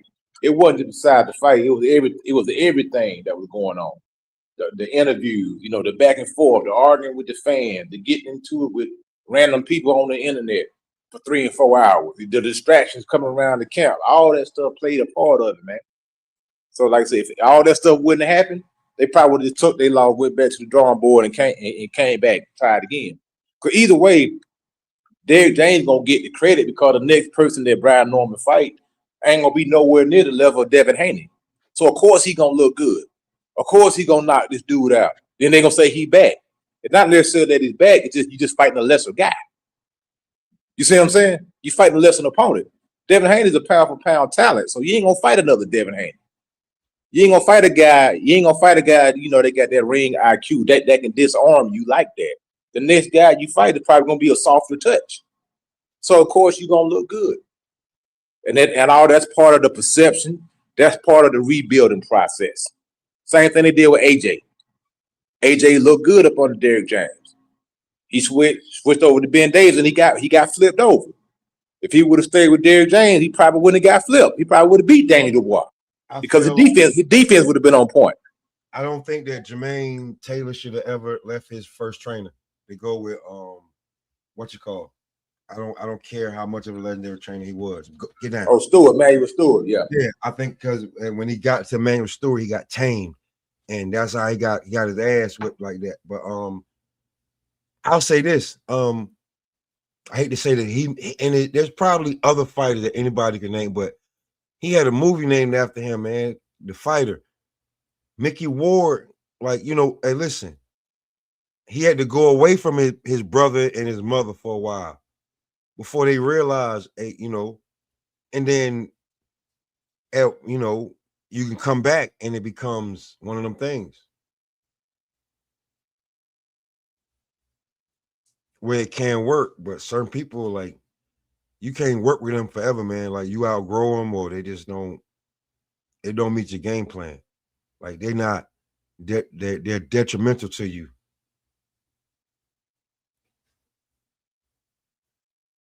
It is like that. Yeah, Emmanuel Stewart was outstanding, but not for Jermaine Taylor.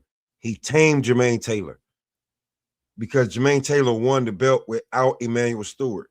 And then I guess if he felt like he didn't want to pay the guys that he was with the money that he felt like, I don't know how that, but he went with Emmanuel Stewart, and then he just, look, because Emmanuel Stewart's not going to hold your hand and be around you.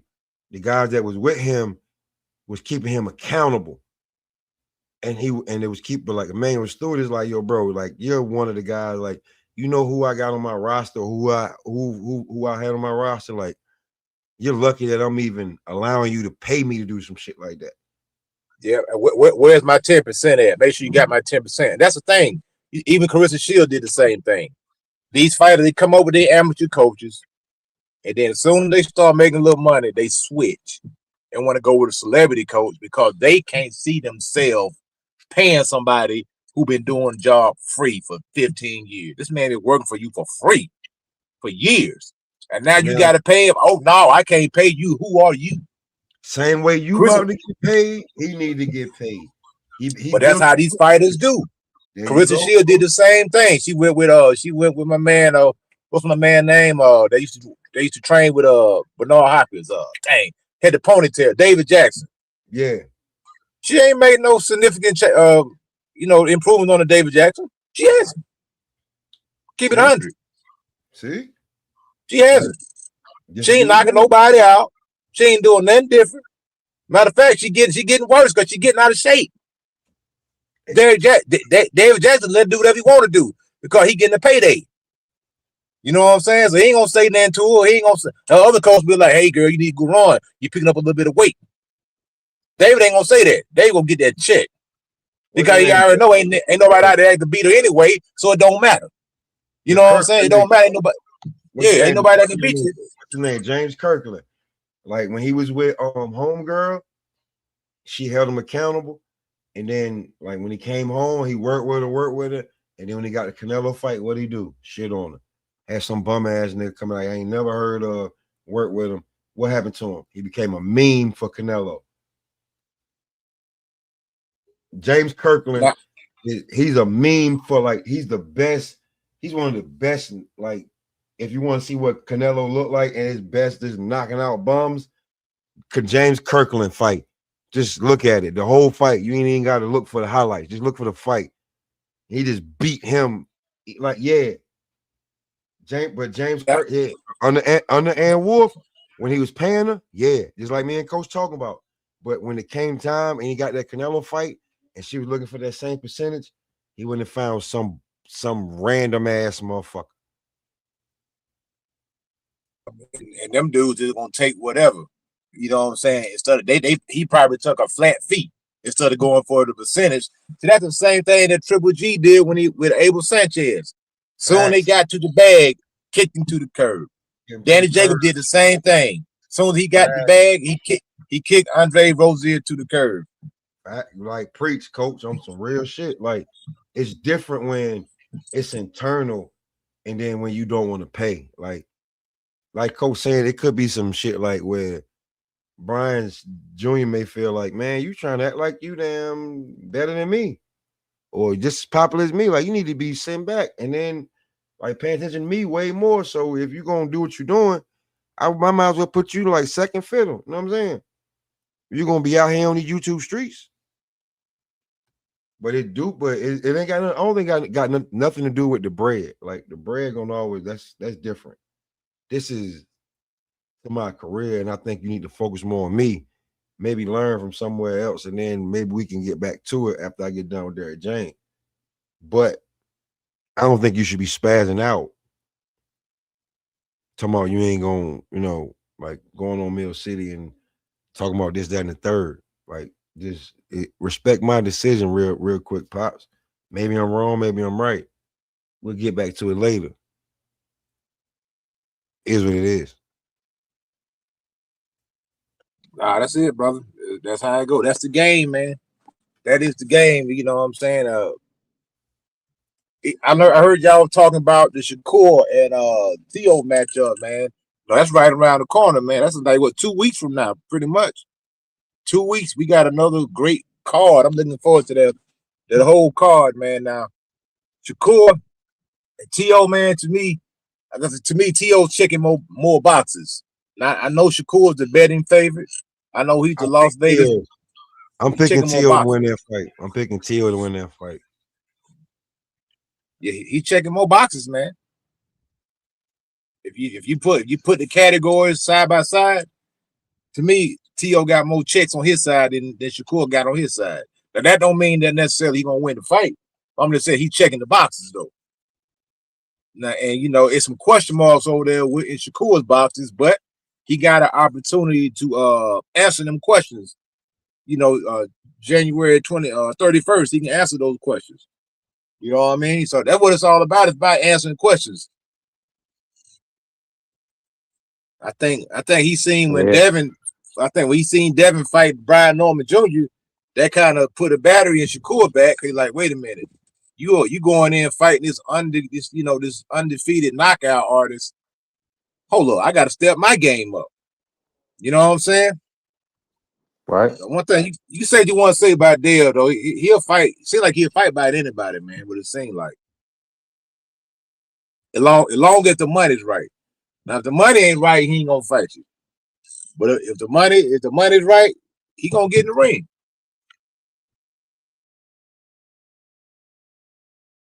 1000%. Do you feel like he should be trying to get on this Usyk Wilder,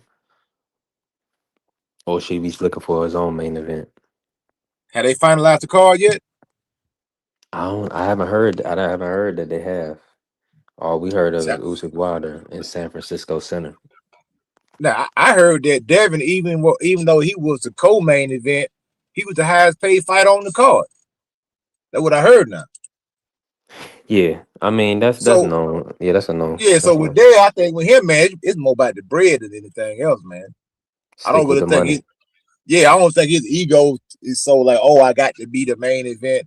He don't care. He look at that man. Look, long I'm getting paid what I'm supposed to get paid, man. I don't care if I fight first, man. As long as the check, long as the check clear. You know what I mean? That that's how Dale strike me. You know what I'm saying? Yeah, it would be nice if they could get the Irish Lewis Crocker, but it looks like Eddie is going to be play hardball with Jack Catterall, Lewis Crocker, Conor Ben, all of his fighters. He's keeping them Hey, all out of the Devin Haney but business right really, now. he's doing the right thing though. From a business standpoint, he's doing the right thing. You know what I'm saying? I mean, regardless of how we feel about the fight, regardless of how the fans feel, from a business standpoint, he's doing what's in his best interest. If you a businessman, you're gonna do whatever that's in favor of your business. You ain't gonna be trying to satisfy no fans, care what nobody say. I'm gonna do what's best for me. And the thing about it, you got to remember, Eddie Hearns had been has he does talk a lot of crap, but he's also been crapped on by a lot of people too. So he probably see like Edgar Berlanga talk bad about him, Devin Haney talk bad about him. So these guys remember that stuff. You know what I'm saying?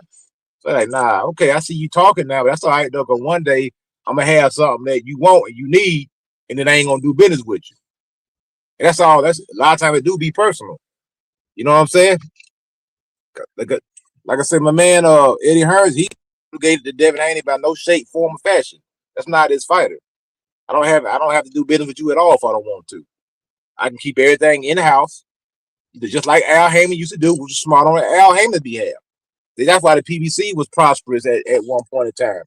Because everything they did was man, all the fighters were in house. They were fighting each other. So no matter what, the belt stayed over there on the outside.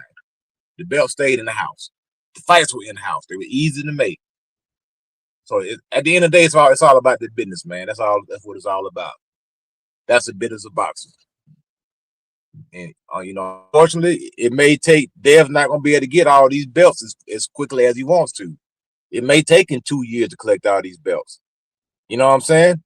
Now it usually does take about that long to unify a division. Look how long the heavyweight division took to unify. Well, like 20-something years. Correct me if I'm wrong, but I think Lennox Lewis was the last heavy unification match. And the Then last now Tyson undisputed, Fury yeah, goes. Yeah, yep, it took 20-something years, man. right. So it may take them, 2-3 years to unify that division because it don't. Only person that happened quick for like that was like guys like Monster Inoue because there's not a lot of fighters down there. He's a big draw, so he's able to pay these guys. He's basically buy these guys' belt. He makes them an offer they can't refuse. They get in the ring with, just like Cool Boy Steph. He paid him more money than he ever seen, and he went over there. Same thing with Canelo. Canelo bought those guys belts because he paid them dudes life-changing money. $8 million, $10 million, $12 million. They sold their belt, man. Plain and simple. See, Dev, unfortunately, I don't think he had that type of spending power where he can pay these guys the amount of money that they can't refuse. In other words, you're making a man an offer he can't refuse. If you raise that dollar, you put some more zeros behind that comma. Now you're making a man an offer he can't refuse. Of course, he's gonna get in the ring with you. You know what I mean? But that's how it goes, bro. That's the business of boxing, man.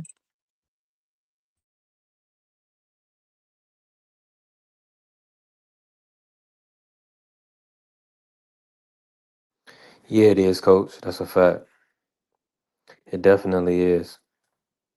Listen, we got a lot to look forward to in the upcoming weeks. And we had another fire show today, B3 Picks TV. We definitely building. Don't hesitate to support the channel, help the channel grow. Bless the cash app. Jason, we building. We almost locked in our monetization. Hopefully, we'll get word soon. I had issues putting in the application because of the technology or whatever, and now it's still in review. So hopefully, we'll have word here in the next few days. and then we'll go from there. Outside of that, we do have Andy Cruz versus Raymond Mortaya next week. We were supposed to have Moses. Moses is injured. There's some concerns about Moses. Matt Chad said he's too inactive.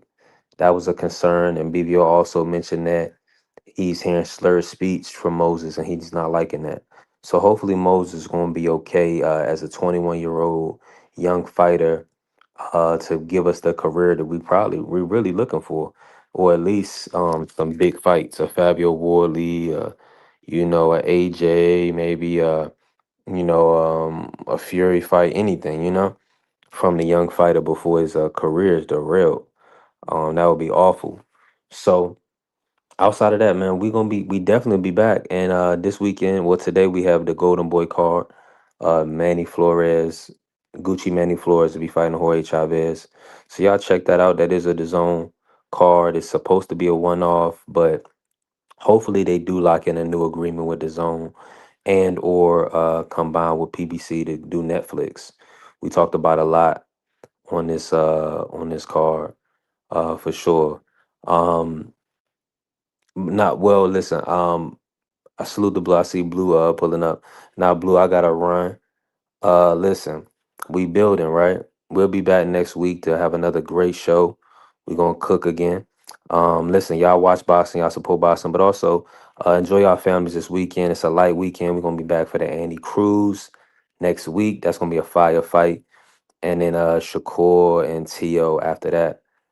Shout out to the Sports Hall Network, the People's Network, and appreciate all the supporters. Everybody's in the chat. Carrier, Angie, baby, Vay. Everybody's always pulling up. The Styles by Miss K. Danae was in here showing so much love today. We definitely working, and we gone. All right, is you motherfuckers finished? Y'all finished? You silly motherfuckers? You got to be soldiers, all right? Soldiers. Not clowns, goddammit. Drive, and you shut the fuck up.